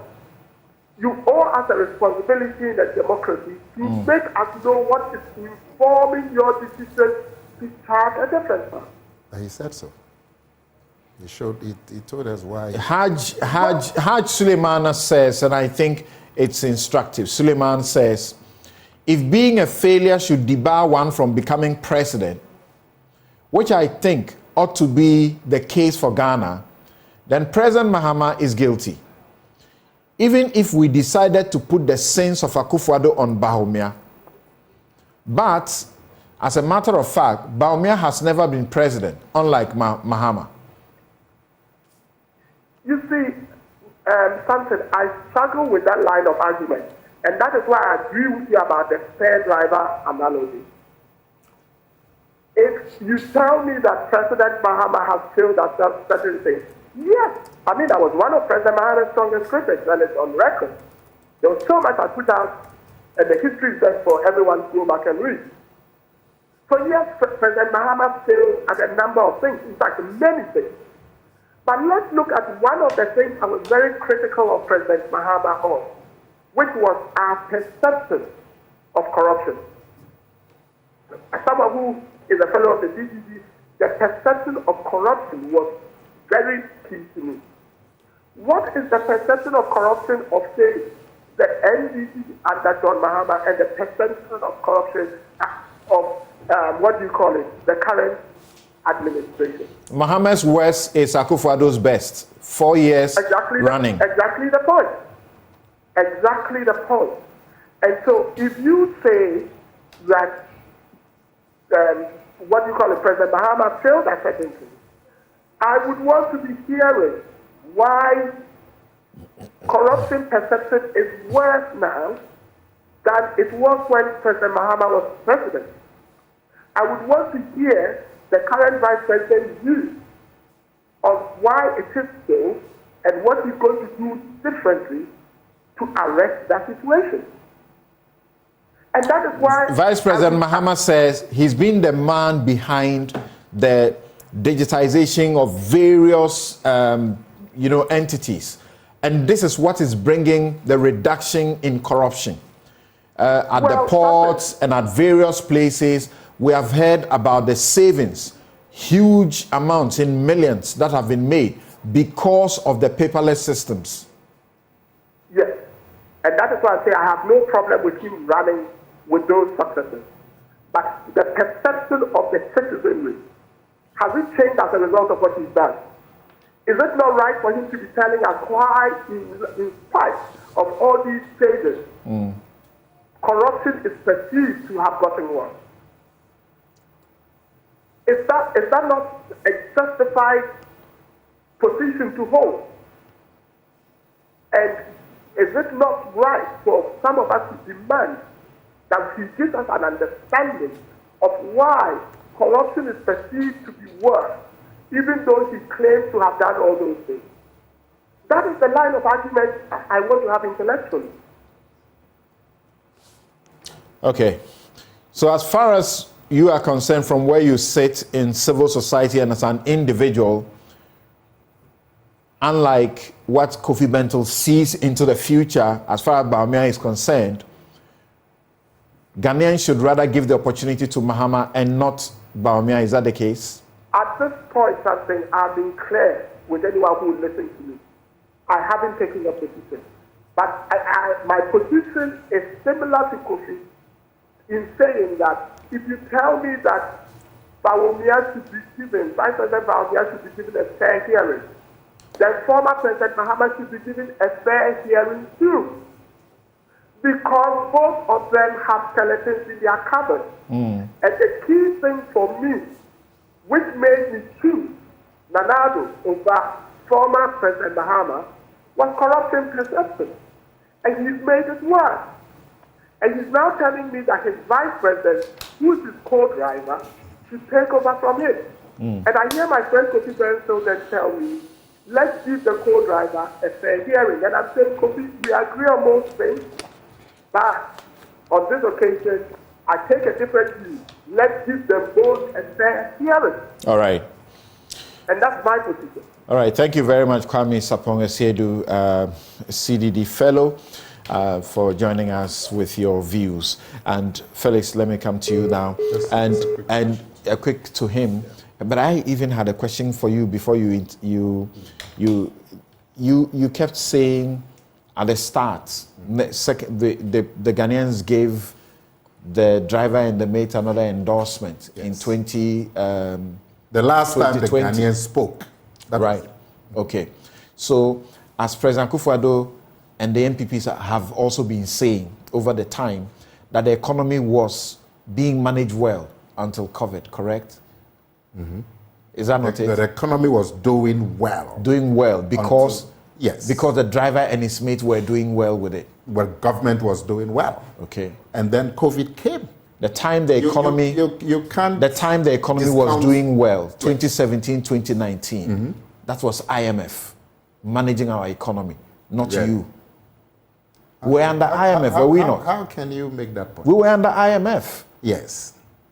When the IMF took we are still under took its foot off the pedal, then we are back. The IMF itself, let me quote to you what they've said. They've said that COVID is the most unprecedented economic disaster since 1930. That's what the IMF itself says. My question is, and which many Ghanaians have asked? It cannot be because we left IMF. The IMF itself explains the difficulties globally, not just Ghana. And they've said that the catastrophe that has come upon the economies in the world if you are the best managers of the economy, you should not only be doing well when IMF is in control of the economy. That's my question. As we speak, Samson, the indicators are turning positive. You would agree? Many of the indicators are turning positive. I don't see those positives.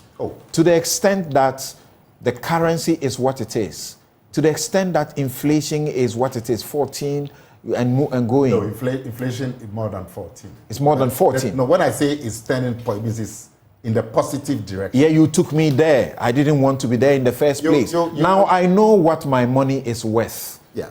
If I have $1 million in the bank, it's worthless. It's not even worth 500,000 when I was in 2016. Yes. So in your opinion, what, the government has failed? Insurance companies. No. What is your... more than half of their value have been wiped out. Yes. By what we have suffered. Yes. Then we've suffered what we are going through mainly because of COVID. You got more money in COVID than any other. COVID brought its own expenditures. You'd agree.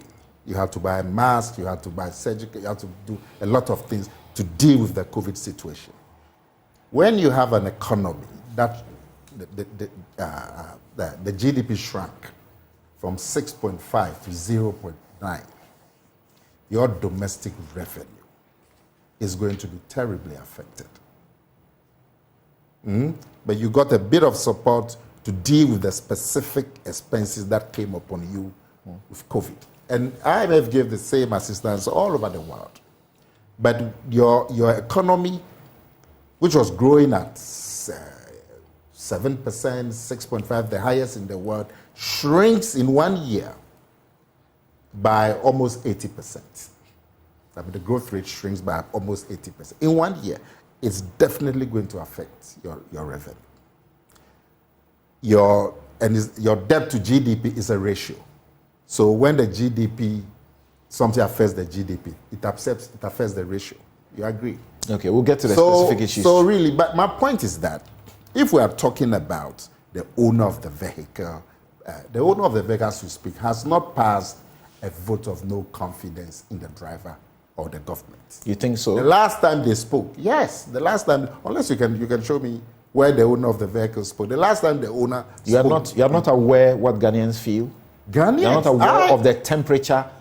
I am a Ghanaian. And I'm saying the government itself has admitted that we are going through turbulence. We are going through difficulties. So you know what Ghanaians feel. If you're going through difficulties, does not amount to failure. And the effort that government is making to take us out of the difficulties has started bearing fruits. It will be modest fruits, but it's in the right direction. And so if you are going to tell me what Ghanaians feel, the only way you can judge what Ghanaians feel is when the elections are here. Okay. For now, all you can do is speculate. Now, our friend there was saying that when I asked him, where did Bawumia distance himself from the government? He said that because Bawumia will say, I'll abolish some tax and so on, it means he's distanced himself from government. I don't understand how you can come to that conclusion. He doesn't agree with e-levy. Yes. Bawumia doesn't agree with e-levy. That means he's distanced himself from the government. What else does that mean? Anytime you are not happy with one government policy, or you think something can be done differently, it means you've distanced yourself. He doesn't agree with betting tax. Yes. He doesn't agree with VAT on electricity. Yeah. He doesn't agree on emissions tax. Yes. And the government is pursuing them. He's going to do things in a way that these taxes will not be necessary. And he has shown you how he's going to do it. He doesn't agree with the size of the bloated government, the government that started with the unprecedented 126 and plus. he says he's going to do something about it when he gets the chance. What more can he say? Mr. Dr. he should come out and openly disagree with the government. What he's done is even more open, like our friend Bentil was saying.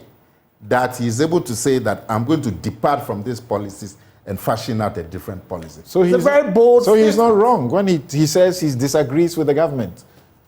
All right, Felix, let's take your preliminary. Even if your conclusion is that Bawumia disagrees with the government, that doesn't mean that he says the government is wrong. He appreciates, like all other candidates in the run-up to the primaries, appreciates that if you do not make a departure from this government, you cannot win. That tells you that you yourself don't endorse what you're doing. But Bawumia didn't depart from this government. What else is a departure than this? Every time he met the electorate, and I was there in many of the meetings, he spoke about the government and his pride in being a member of the government. And he admitted the current difficulties and he took collective responsibility. He doesn't even use the word review, but he's going to review free SHS. Yes. He doesn't use the word because of the political thing about the word review. He said review. He said he will review free SHS. He used the word review? Yes. I need to go back to that, that paragraph. Check it out. Samson, Yes. Well, I think you would agree, Samson, because of Bentil's time and Nana Kumia's time. You need to give me a bit more time. We have time, yes, please. We have you time. see, Samson, fundamentally, and that is what Mr. Bentil and Nana Kumia and everybody you're speaking that way forgets. Fundamentally, every election is a referendum on the performance of the government. It is the reason why in Ghana's history, every 8 years governments have changed. So the notion that one person can be extricated from the government and forgiven, whereas the entire government is punished, is completely flawed. You see what, and I'm going to have to respond more to Mr. Bentil and Nakum because they've said the same thing. You see, Kofi is attempting what in military parlance is known as a hot extraction. What? Essentially, a hot extraction. Essentially, there's a candidate who is so damaged and is on his way to losing elections. But you must do something at all costs to ensure that you salvage his reputation. And it is not going to work for a number of reasons. I prefer a person like Kofi. You see, let me explain to you. Who will be bold about Let me his explain to you. convictions. You see, some convictions can be misguided. If we see clear wrong and you are convinced that the wrong is right, we cannot applaud you for it. So convictions can be misguided. So where's the clear? Oh, Nana Kumia, please, you're not going to. He can pick Bawumia as a candidate and still criticize him. But you see, Mr. Bentil says the entire Akufo-Addo government has been rubbish. But Bawumia is a saint, so we should vote for him. That's what Mr. Bentil is telling us. But I have told you that fundamentally, when the electors go to vote, they vote on the basis of the performance of the government they gave a mandate to. So anybody who emerged from the MPP was going to suffer what Bawumia was suffering, even if they were not in government. Has the electorate voted? Oh, Nana Kumia. Has the electorate voted? Nana, please. Look, Akufo-Addo. No, you are not known to do this. You are not known to do this, please. Mr. Bentil has had 1 hour to speak for Bawumia. You have had about 15 minutes to speak for him, and yet you won't let me speak. I don't think it is right. Nana, thank you. You see, again, this is out of character. Again, not you. Again, you see, Mr. Bentil's justifications for the position he's taking are deeply flawed for the reasons I'm about to outline. First of all, he says that we'll be making a mistake by going to Mahama because, for instance, he cited corruption. And what were the examples he cited for saying that? He says that money was sent to the Black Stars at the World Cup. Samson. So the government of Ghana paid Ghanaian players for representing the country, and because of that, Mr. Mahama is corrupt. And what kind of logic is that? So this government that is paying the Black Stars is corrupt simply because they've paid footballers who have always been paid. That to corruption. No, but I heard him related that I heard him the clearly. president's campaign to reform the Black Stars. I heard him. No. He didn't relate that to corruption. He cited that as an example of corruption. That is what it was. No, he cited it as an example. Can I do this? What track record? Thank you. No, what track record? Sometimes I'm asking you. All right. So if Ghanaian footballers are playing in a tournament and the government of Ghana pays them, it makes the government corrupt. Is that what Bentil is saying? But Number two, essentially, Mr. Bentil is telling us that because, with the greatest respect to Samson, to you and everybody, because nonsensical lies have not been told about Bawumia, then Mahama is corrupt. All the things they say about Mahama, Ameri, interoperability, Ford Saga, how have that been proven along the line? None of those things have stuck. So Mr. Mahama has been working a free man for 7 years. On hindsight, we know that they were nonsensical lies, and I'll use the word. They made no sense. Unfortunately, in the milieu of the elections at the time, it was difficult to convince people otherwise. But on hindsight, we know they were nothing more than nonsensical lies that made no sense. The second point Mr. Bentil makes is that Mahama failed. He was president, he failed. And that Bawumia has not failed because he has not been president. And Mr. Bentil says that he sits on panels to interview people. Didn't he say that? So you are sitting on a panel. You see a candidate come before you who has not sat in the position you are interviewing him for. But he shows you a CV that clearly shows appalling failure. And you say merely because he has not occupied that position, vote for him. Look, in terms of raw performance, Bawumia is a joke compared to Mahama. And I'll prove it to you. They go about saying that, in the first term of the Akufo-Addo administration, I heard Bentil say it, that Bawumia was listening to on the economy. When you pointed out the praise that Akufo-Addo Osafuafo and Co were lavishing on him, in the first term, Bawumia was listening to, so they did well. So in the second term, he was not listening to. That's what Bentil is saying. So in effect, Bentil is saying that in the second term, the president immediately became crazy. So the things that worked for him, the very man who advised him to succeed, he decided to ignore him. We all know it was an IMF-managed economy. So no, I will go into the details and explain to you. You see, again, that claim, with the greatest respect to everybody, does not make sense. Akufo-Addo wants to fail so badly. He wants to go down as the worst president in Ghana's history. So he has who he himself describes as a brilliant, strong economist, but he won't listen to him so that he fails. Look, Bentil may not know, but every problem that we've encountered since 2021 stemmed from the decisions they made between 2017 and 2020. Especially in 2020, the election year. It was the unbridled expenditure, the colossal budget deficit they left because of a desire to win elections, the misuse of public funds. That is what plunged us into the hole that we have not recovered from. In fact, in the last 3 years, they have barely done anything to impact the economy, beyond wanting to put up solutions to the problems that have arisen because of the problems that they created. Number two, if anybody tells you that Akufo-Addo or Bawumia's performance in the first half of their government, especially in relation to the economy, is the best you've had, the person is lying. Read my lips. Pound for pound, Mahama was better because Mahama has occupied the same position that Bawumia occupies now. In the first term of the NDC, and people forget that we also had the first term. Why? As for first term analysis, it should be restricted to the MPP. We had the first term. Samson, the growth rates that Nana Kumia, Bentil, and Co make noise about, the highest the MPP achieved in their first term was 8%. That is equivalent to the third highest that the NDC achieved. The third highest in 2010, 8%. In 2014, President Mahama, as head of the economic management team, recorded 14.4% growth. His non-oil growth was above 7%. In 2012, he achieved 9.2%.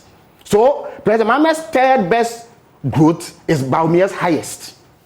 Inflation, he kept it at single digit for 33 months. By the end of Mahama's first term, the dollar exchanged at 2 cedis to the dollar. Two cedis. Our debt was 35 billion. Debt. Our debt to GDP ratio was under 50%. It was around 40%. Interest rates were at 15%. All the indicators that the MPP posted by 2020 were worse than this thing that I have outlined to you. People must stop this prejudice they hold against the NDC. And I urge you in the media to do justice by the people of Ghana by carrying out more scrutiny. What people do in this country is that they see truth and they peddle lies. Because we are NDC, our achievements should be rubbished in favor of a palpable failure. A man who talked big. Samson, was it not Bawumia who told everybody in 2016 that they will move away from taxation to production? What did he mean by that? That there will be less taxation, there will be greater production. Is that not so? He comes to power and they heap 40 taxes on us starting from 2017. And we are told that we should applaud it and that he has not been president, so we should vote for him. Was it not Bawumia who told us? In fact, check page 13 of their 2016 manifesto. And Bawumia himself on public fora, there's a picture of him where he had put a table on the screen analyzing our debt. He said that our debt of 120 billion was inexcusable. He comes into power, he racks up 600 billion cedis in debt, and we are told that we should applaud him. The debt to GDP ratio, it reached 104% under Bawumia. Our debt, President Mahama, in all the years that he was president, he never defaulted, even when he was vice president, as head of the economic management team, he never defaulted on our debt. Under this government, they have defaulted on debt. When you drew Bentil's attention to the calamitous fall in the currency, look, in November 2022, it reached 17 cedis. The only reason why it came down to where it is now is because this government unilaterally refused or decided that they will not pay our external debt. Why? If every government of Ghana came and was not servicing debt, do you know how stable our currency would be?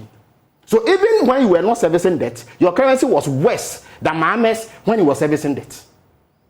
Again, this lie they want to tell us, that Bawumia disagreed with some policies in government and said nothing. Look, with the greatest respect to everybody, they should gather school children and tell them that. In fact, what they are saying is that apart from being incompetent, Bawumia is also a spineless coward. He cannot stand up for his convictions. Look, candidate Japan, is he not a member of the MPP? Cabinet Japan, is he not a member of the MPP? Boache Jakun, is he not a member of the MPP? All these men stood up in the heat of the wrongdoing to condemn it. They are the ones who can legitimately claim that they were opposed to wrongdoing in this government. They are not in the presidency. No. You sincerely expect that the vice president. Boache Jakun was a minister. You sincerely expect the vice president under the architecture that we are currently operating. I will answer that. She come and say, president is for e-levy, I am against it. Jakun was minister. He went toe-to-toe to the president. He lost his job. He didn't die. In terms of vice president, let me give you the president of Kowaka. You know, as for him, he actually became the running mate of the opposition party.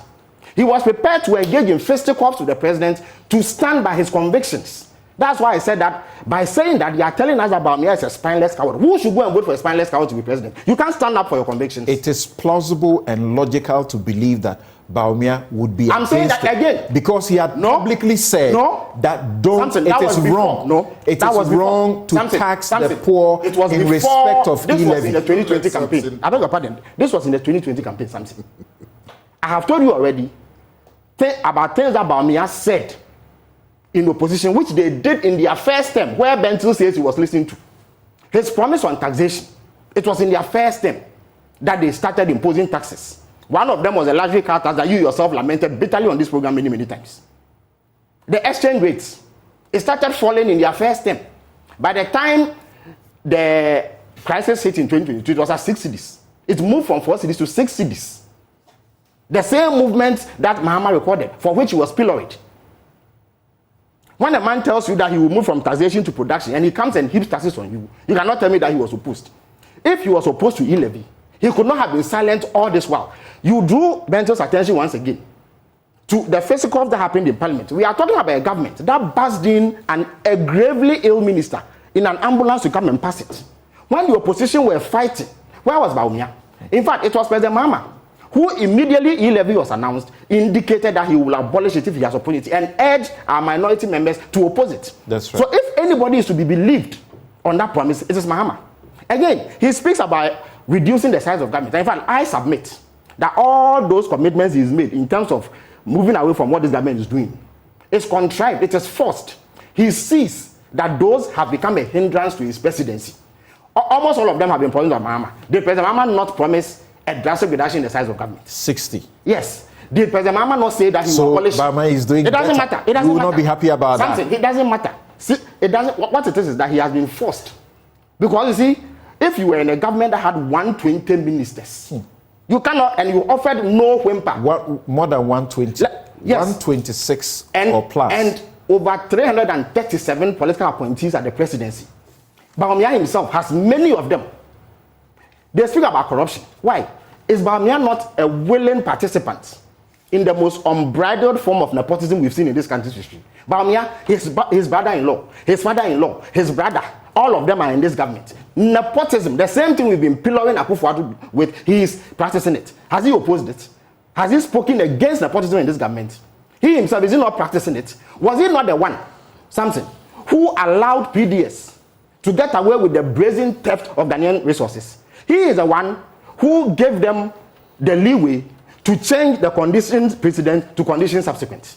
Was he not the one? That argument. Was he not the one? I beg your pardon. No, I beg your pardon, Samson. I beg your pardon. Let me finish. Was he not the one who allowed PDS to bring insurance guarantee instead of a bank guarantee, relaxing the terms for a company that was going to take over a 20 billion Ghana cedi asset? Changing the forms did not remove the commitment in the quantum of money. Listen, it relaxed the conditions. We were going to hand over one of our most prized assets. So individuals if who were not tested. failed, if PDS failed, why should it be his problem? Because, you see, the reason why the guarantees were put in place was to offer us comfort and assurance that the people had capacity to deliver what they were saying. Once PDS fails and you find that those terms were relaxed at the behest of the vice president, he can be held liable. At the behest of the vice president, at the behest of a committee he may have chaired, or at his behest. I see. If he did not agree, it was not going to happen. Samson, the third point I want to make, and you see again, I have to criticize you in the media for allowing Bawumia to get away with blue medal. He goes about saying that he has championed digitalization. First of all, he says that that is what the president delegated him to do. That is false also. Because the president is on record in March 2018 in Parliament to have told the whole world that the man in charge of running this economy is Bawumia. In terms of weight, gravitas, and the final authority, it rests with President Akufo-Addo. If he says that this is the man in charge of this, that is the position. Now let me come back to digitalization. Samson, unfortunately you don't have time. If you have time, I would demolish that falsehood that Bawumia has attributed to himself all this while. But there's a 20-minute clip on my Facebook wall where I deal extensively with this digitalization lie, and I urge viewers to go there and watch. But I'm going to give you a few highlights. If Bawumia tells you that he is the architect of Ghana card, that is a lie. When he came into office in February 2017, March 2017, he set up a committee to review Ghana card. That committee told him that the solution he came to meet, in which 60 million Ghanaians had registered, should be continued, and that's what they did. Bawumia is not the one who introduced the online passport. Online passport was introduced by Hannah Tete in December 2016. There's a video clip of this that I can give to you to play. The e-services portal, where Bawumia claims he is fighting corruption and digitalizing government services, is the work of Mr. William Tevi, who in 2014, as the Director General of NITA, instituted that portal. More interoperability. You see, Bentil says that the Bank of Ghana is an independent institution, right? So they enter into an agreement with the company to render interoperability services, amongst other financial electronic transaction services. Bawumia came to meet it. He only set it aside and got a company of his choosing to do it.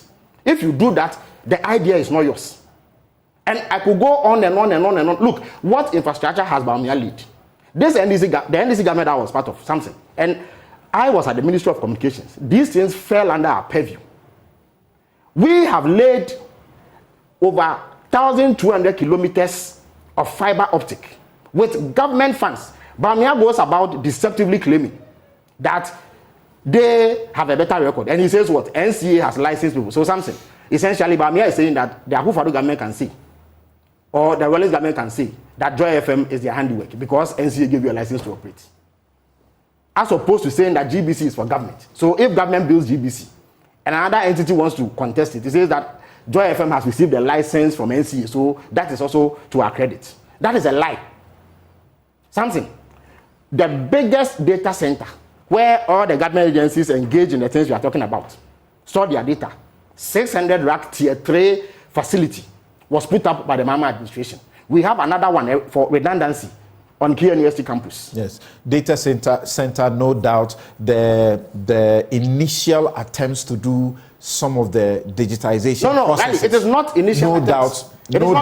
Yes. But you Samson, cannot take it, Felix.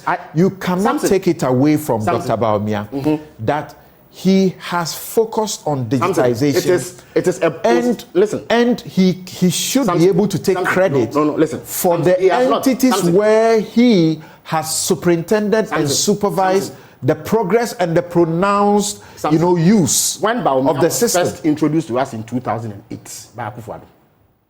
Akufo-Addo was express that he had tapped him for the purpose of managing the economy. That's right. This digitalization thing is a post-facto rationalization. The moment you realized that the economy was going south. What I'm saying is that but to be fair to Ghanaians, Samson, you should not deny his frontal major role in that sector. I'm telling you that this digitalization thing is a post-facto attempt to find something to do after the economy tanked.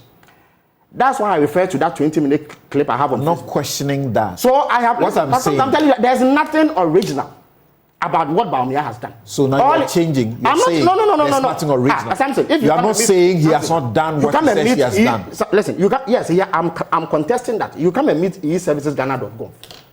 Then you change the name to Ghana.gov. But the services they are rendering are the same. They've not changed. You come and meet online passport application. And only yesterday I saw some data that showed that the same number of passports processed sometime in 2012 or 2013 is what they processed last year. The amount you got in 2012 is far more than what you got this time round. So let people stop pretending that we are all dullards in this country. That a government that is as abysmal as what we have now should be excused, and that one of them should be allowed to continue. Right? What do you call it, Samson? Bentil also says that Bawumia should get rid of everybody who is prominent in Akufo-Addo. How is that ever going to happen? We are assessing his speech. Yes. So can we move away from Bentil? Oh, it is important. That's for the speech we've assessed it. But what is in that speech That gives Okay, comfort. now hold on. Thank you very much, Felix Kwachi Ofosu. Nana Kumia is also here in the studio. We'll take a quick break. When we return, we will interrogate through Nana Kumia what some of the things Felix has also put up this morning. We'll be right back. This is Newsfile. Now all those who contributed to the mess are trying to run away as if they were not part of it. People have begun saying, oh, they were not in charge, they were not listening to them and all that. All of them, they inside.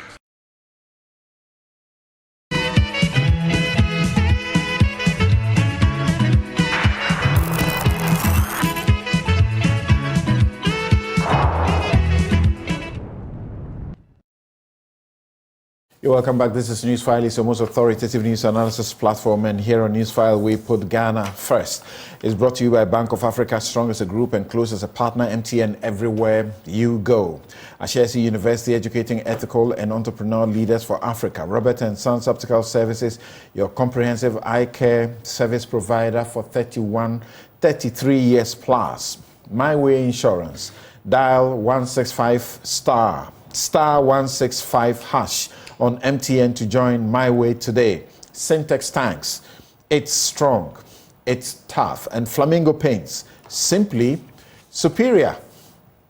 My guest, Nana Kumia and Felix Kwachi Ofosu, and many of your messages. Let me see how many of them I can share. Okay, so Kwesi says that when Mahama left power, Ghana was under an IMF program, and it was almost certain that the economy was going to do well. So this attempt to give the credit to Bawumia doesn't wash. Thank you. Also, did you identify yourself? Osei Kofi Akwa, former national youth organizer of the CPP, says, tell Felix Kwachi Ofosu that when it comes to a vice president fighting a second government because of his convictions, he shouldn't look further. But remember, Kwao Nkensen Akar, the former vice president of Ghana and once upon a time the CPP's presidential candidate. That's the person he referred to and said Bawumia could have taken a cue from him. What we are seeing today is admission of failure by two political parties who are trying to tell us that even though they are no good, one is better than the other. But the CPP is lacing her boots too. You're lacing your boots. We have been waiting for you guys to do this well and do it well for a long time. The CPP, PNC, PPP, all of you, failing Ghanaians, the infighting, little things, you fighting all the time. Your offices are shut. Police are closing your offices. You are running after each other. I mean, what is all this that you guys get into? Well, independent presidential candidates promising for Alan Chirmanting as it looks, but somebody asked a question this morning. So imagine Alan wins the elections and he's supposed to constitute a government. The constitution requires that the majority of his ministers must come from parliament. Then he decides that he's picking from NDC and MPP because he doesn't have MPs or enough of MPs, and they all decline that they won't join his government. What will happen? And I say, you just give us an independent president and see what will happen. The government will not come to a standstill. There will be a Ghana to run. Okay. So David reminds me that I should correct Nana Kumia. He didn't use the word review. He said improve. Yes, I heard it, and I actually read the text. He said improve. And I knew why he wouldn't say review. Prince Henry Kofi says, if really Dr. Bawumia wants us to believe him that he hasn't been a decision-making person in the Nanado government, he should have resigned long ago as a vice president and the head of the EMT. Dr. Bawumia knew late Emisa Arthur was not the president of Ghana, yet he posed 170 questions to him and hounded him about it until he died. Dr. Bawumia cannot chew his cake and have it back. Oh, Dr. Bawumia, just being, I can read that part. I'll read your messages, but not insults. Don't do that. Okay. This one, did you identify yourself? I can't see your identity, but I'll read one of your messages. It says, Nana Kumia is telling us a joke, trying to defend the first 3 years of the Nana administration policies, and effective management begins to kick in much more over time, and therefore the argument could be that Mahama's later policies were enjoyed by them. Okay, so this is an MPP man who is upset with that. Is that what it is? Okay. Yao Afro says, tell Nana Komia the driver handed the economy day one to the mate. The driver, the president, must seek accountability. Any inactions the vice president Mahama did then should be blamed on the late Atta Mills. The Constitution prescribes duties for vice president, doesn't it? Okay.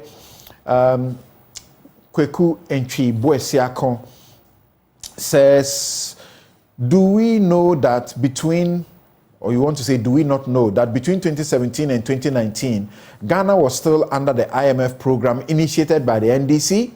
What Bawumia and the MPP don't tell Ghanaians is that the macroeconomic stability for that period is rather due to the IMF program, rather than any serious economic miracle of the NPP. The country is in the current economic mess because of the binge borrowing the NPP embarked upon. Okay, so we must remind Nana Akomia of that anytime they bring that issue up. For me, Bawumia's speech can be split into two parts, his record and his vision. His vision was good. I dare say it was better than the vision Mahama has expressed so far, practical and well articulated. His record was the problem.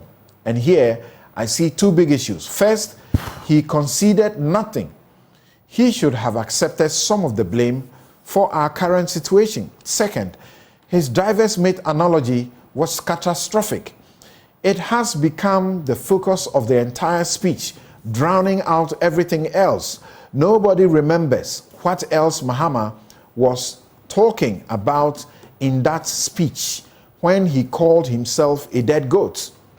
Nobody remembers what else Nana touched on in his speech when he said, all die be die. And now, Ghanaians have already ignored Bawumia's entire 3-hour speech to focus on the driver's mate analogy. Catastrophic error. What did his handlers do? All right. That was from Kojo. And this from Kwesi says, making this about e-levy or any one issue misses the point. It is about how and with whom, specifically with which party Bawumia expects to govern the country. Is he going to govern the country with neutrals? Kofi pa. So that is another message. And there are many more messages. Forgive me, I can only share this for now.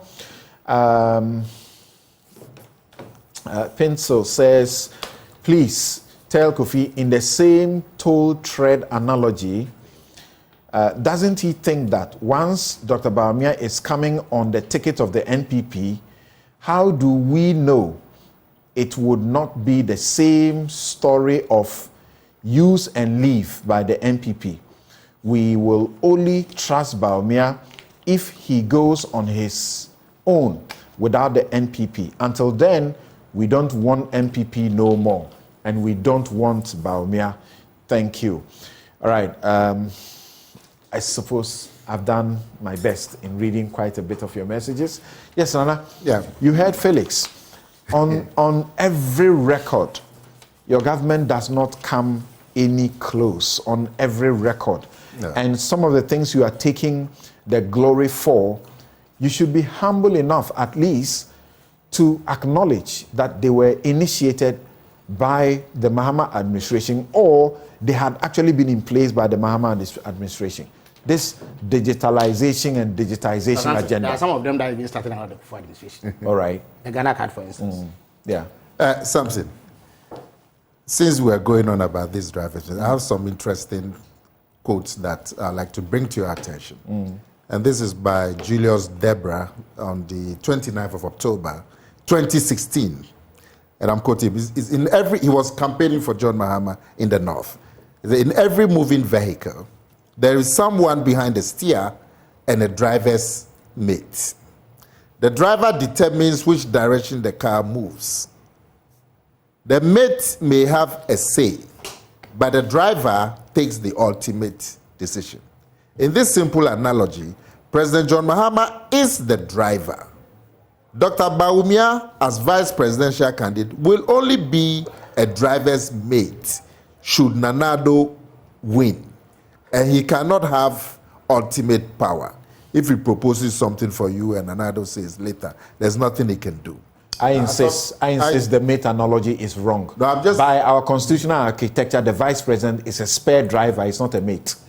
The mate may be the co-president. Spare driver. Okay. Yeah.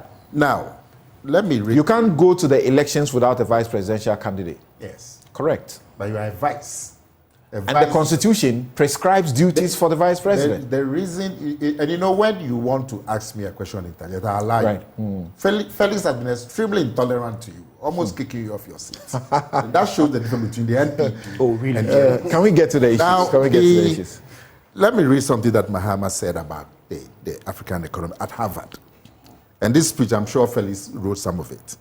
He said, the pandemic is estimated to have dragged about 15 million more people into poverty in Africa and exposed another 46 million to the risk of hunger and malnutrition.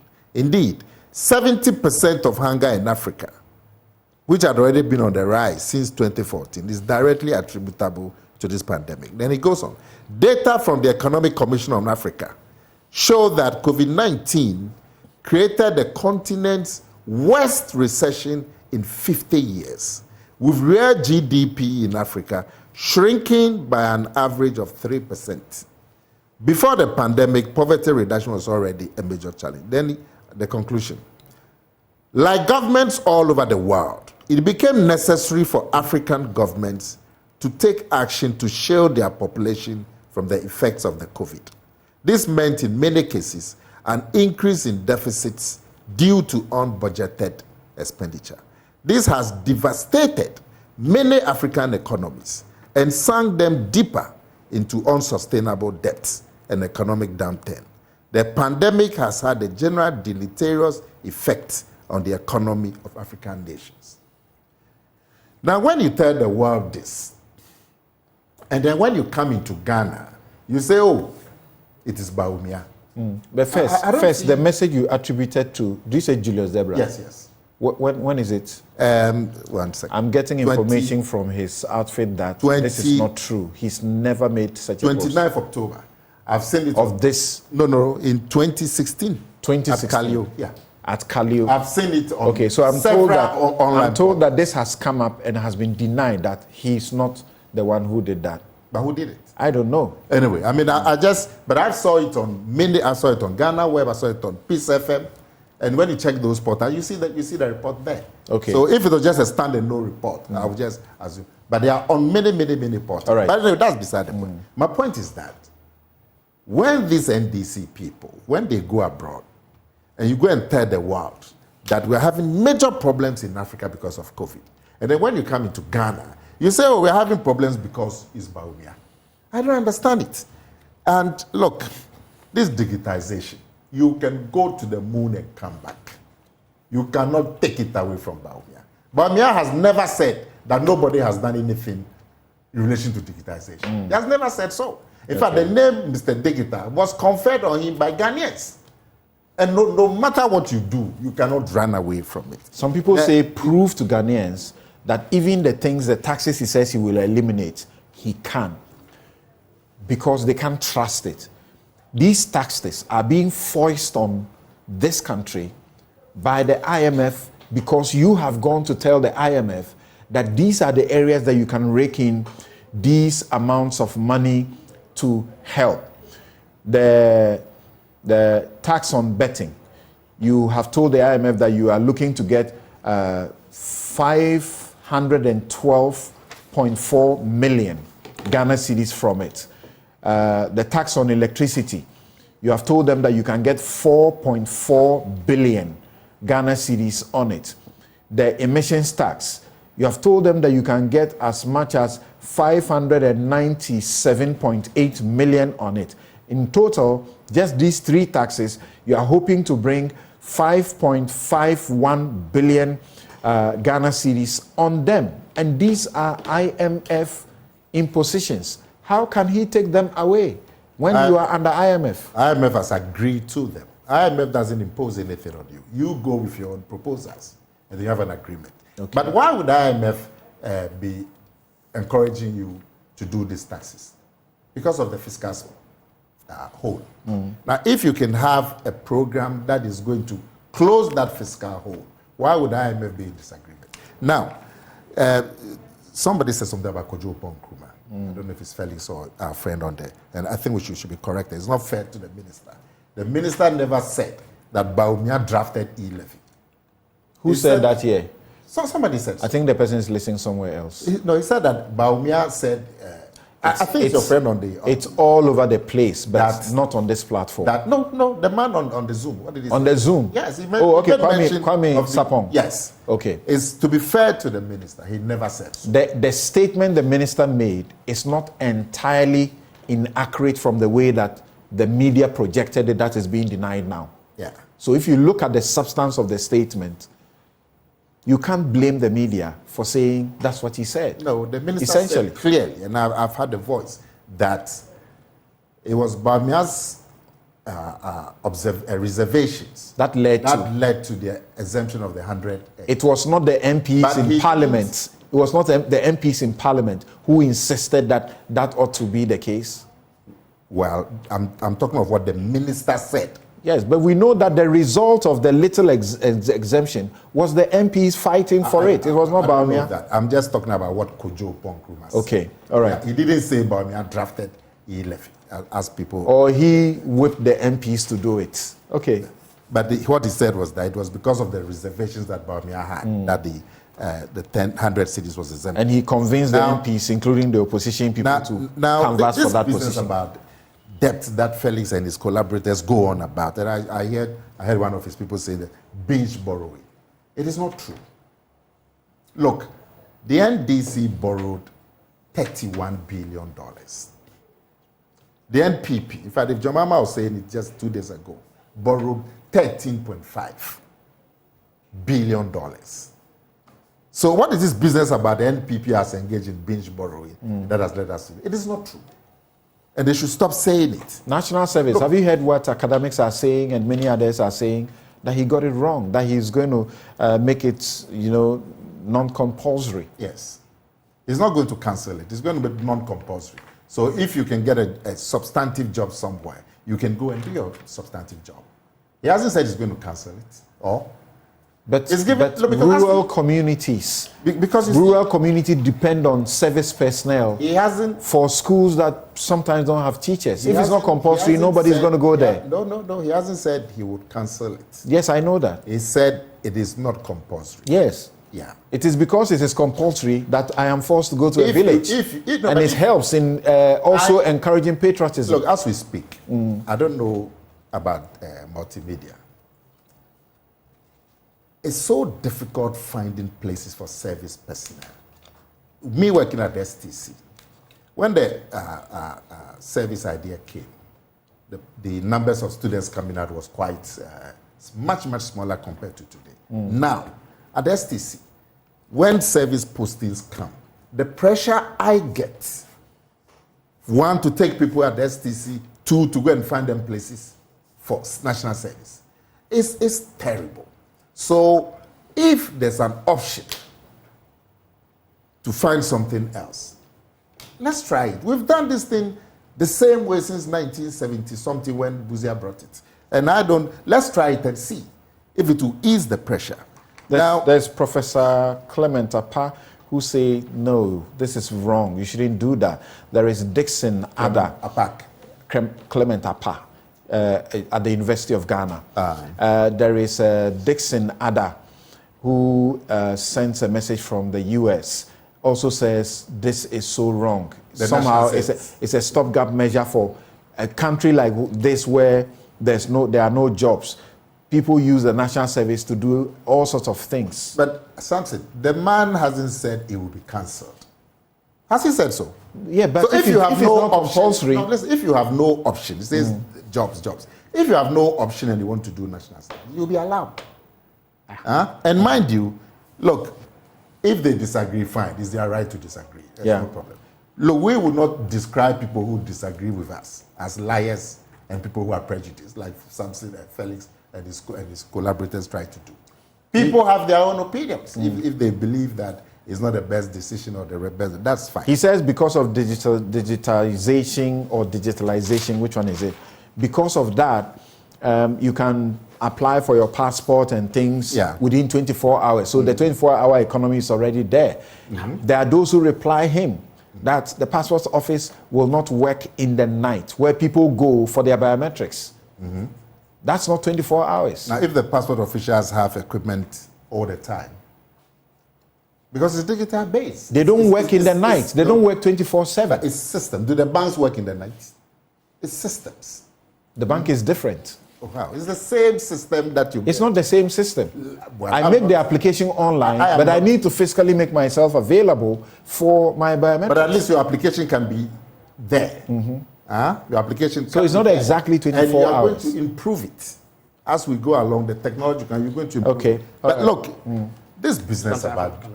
Sorry. I'll come to you. Hold on. I'll come to you. Okay. We have only 5 minutes. This business about John Mahama and done better than.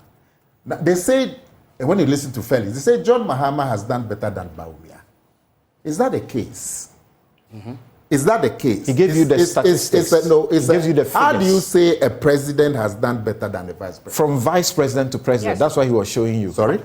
From vice president to president. That's what he was showing you with the figures. The John Mahama economy Yes. is better than the Bawumia economy. Yes. Now, how do you John Mahama as vice president and head of the economic management team, he's showing you the record there. And he's showing you the record when he became president John Mahama too. as president took the vice president's economy, if we are to believe Felix, from 14% in 2011, when he was vice president, and he became president, and he took that same economy to 3.7%. That's what we have been told. That he was vice president and he did so well. And so when he was vice president, he took the economy to 14% in 2011 when he was vice president. Then when he became president from 2012 to 2016, he took that same economy to 3.7. Even that one under IMF.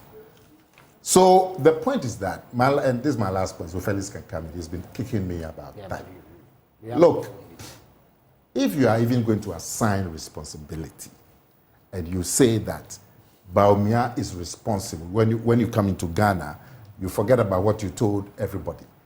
But you say that once you are in Ghana, it's Bawumia who's at fault and should be blamed. If you are going to assign responsibility and blame for what you perceive to be failure, how about you, who was president, and whose record? Felix mentioned that elections are a referendum. As we speak, he's still showing you that boot for boot, even as president, in the figures, and he read them.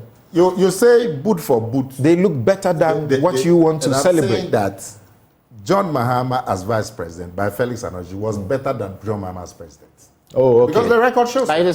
Yes. We've got just a minute. We've got just a minute. No, my conclusion. Just a minute's reaction. It's still John Mahama. Samson. Hold on. Yeah. My conclusion is that if we are going to assign blame, and you say that a vice president should be blamed for whatever difficulties or failures you imagine, how about John Mahama, who was president, and whose failure was reflected in the referendum? Thank you. Failure yes, let's hear. Reflected in evidence. So I give you the evidence to show that both as vice president and president, there's no evidence head and shoulders above Bawumia and Akufo-Addo. There's no evidence bigger Number than two, the election. when the vice president wants to become president and we have a record of his performance, it forms the basis to assess his capacity.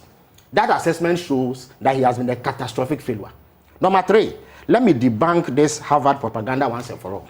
And it is true. I helped in putting out that Harvard speech. It is for that reason why I know it.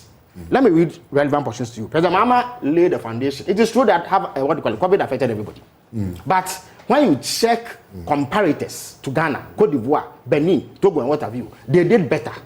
The underlying issue is what Mahama is coming to talk about here. He says that with the ballooning deficit, double-digit inflation, a nose-diving currency, increasing debt distress, Ghana's case was easy to predict with the cavalier handling of the economy by the current administration. Unbridled borrowing from the capital markets, creative misstatements of budget deficits, and other critical fiscal figures were certain to come to a head eventually. Ghana went into the pandemic without adequate buffers and has emerged with a terribly battered economy. The difference between us and our competitors, peers like Cote d'Ivoire and Co., is that they had better buffers going into the economy, into the pandemic. We didn't. Let me also dismiss this falsehood about borrowing. You see, the $31 billion that Nana Komia spoke about is part of Bawumia's lies. The Bank of Ghana, they quote our public debt in cedis if you go to their website. Can you refer to inaccuracies of statements rather than you use this too often? I think it's a lie anyway, but inaccuracy. That's their stock. Thank you. No, but a lie is a lie. A lie is a lie. A lie is a lie. Oh. A lie is a lie. Okay, so inaccuracies. The $31 billion is not true. We didn't borrow $31 billion. How much did you borrow? Oh, please. How much did you borrow? Please. Again. How much did you borrow? We're listening. Our public debt rose from about 10 billion Ghana cedis under President Kofi to 120 billion Ghana cedis. Between 2017 and now, at the end of last year, it had risen from 120 billion to 600 billion. If anybody tells you that we borrowed more than the NDP, the person is simply not making sense. In respect of the $13 billion that President Mahama referred to, he is speaking about capital market borrowing, bond issuance. That is separate from borrowing from commercial entities like banks, domestic borrowing, and other types of borrowing that we do with multilateral agencies. So President Mahama was speaking about the bond issuance alone. We issued only $3 billion in bonds. So how much was the total borrowed in dollars? Tell us. Oh, what do you mean? You don't borrow, first of all, you borrow in multiple currencies, not in dollars alone. You borrow in cedis. Why? Haven't you read this year that in the first quarter they are going to borrow 22 billion Ghana cedis from treasury bills? So you don't borrow in one currency. But when the Bank of Ghana is reporting, they report it in cedis because it is cedis that you need, even if you want to service external debt, to convert into dollars to pay. So you calculate it all the time in cedis. In any event, you have destroyed the currency. You have let it drop or increase. I'm talking about the exchange rate. You've made it depreciate from 4 cedis to around 13 cedis now. And you want to profit from that by dividing our current debt by 8, making it look smaller in dollars. Thank you. That's all time will allow us. My guests have been, for the first segment, Senior Vice President of Imani Africa, Kofi Bentil, and for the second segment, we've had on Dr. Bawumia's new chapter, Nana Komia, Managing Director, State Transport Company, and he's also speaks for the Vice President's campaign team. Felix Kwachi Ofosu is aide, former President Mahama is a president. He is a parliamentary candidate. And Dr. I want you to get the consensus. Kwame, please try it again. Asebu. Abra Asebu Kwamankese. Abra Asebu Kwamankese. To make it aide, former President Mahama, and Dr. Kwame Sapong Siedu, CDD fellow. My outfit, as always, is by Habil's Couture. And you can find them at Ajuringano Gate. You can call them 0200 84 1988. 84 1988. And as always, join me tomorrow. Tomorrow on the law, I continue the discussion on what happens after an accident. We are talking about a motor accident. And I've got people who know the industry inside out in questions of insurance and the rest of them. Jeffrey Cranting is a lawyer at Colendia Law and a chartered insurer. He joins us. Isaac Amoyao is insurance consultant. And Reverend Cyril Benedict Crab, President, Accident Victim Support Ghana, will also join us. So join us to learn about what to do when an accident occurs. What time? Have a good afternoon. I'm Samson, Lardy, Anyenini. Tomorrow, 2 p.m., right here on this same channel.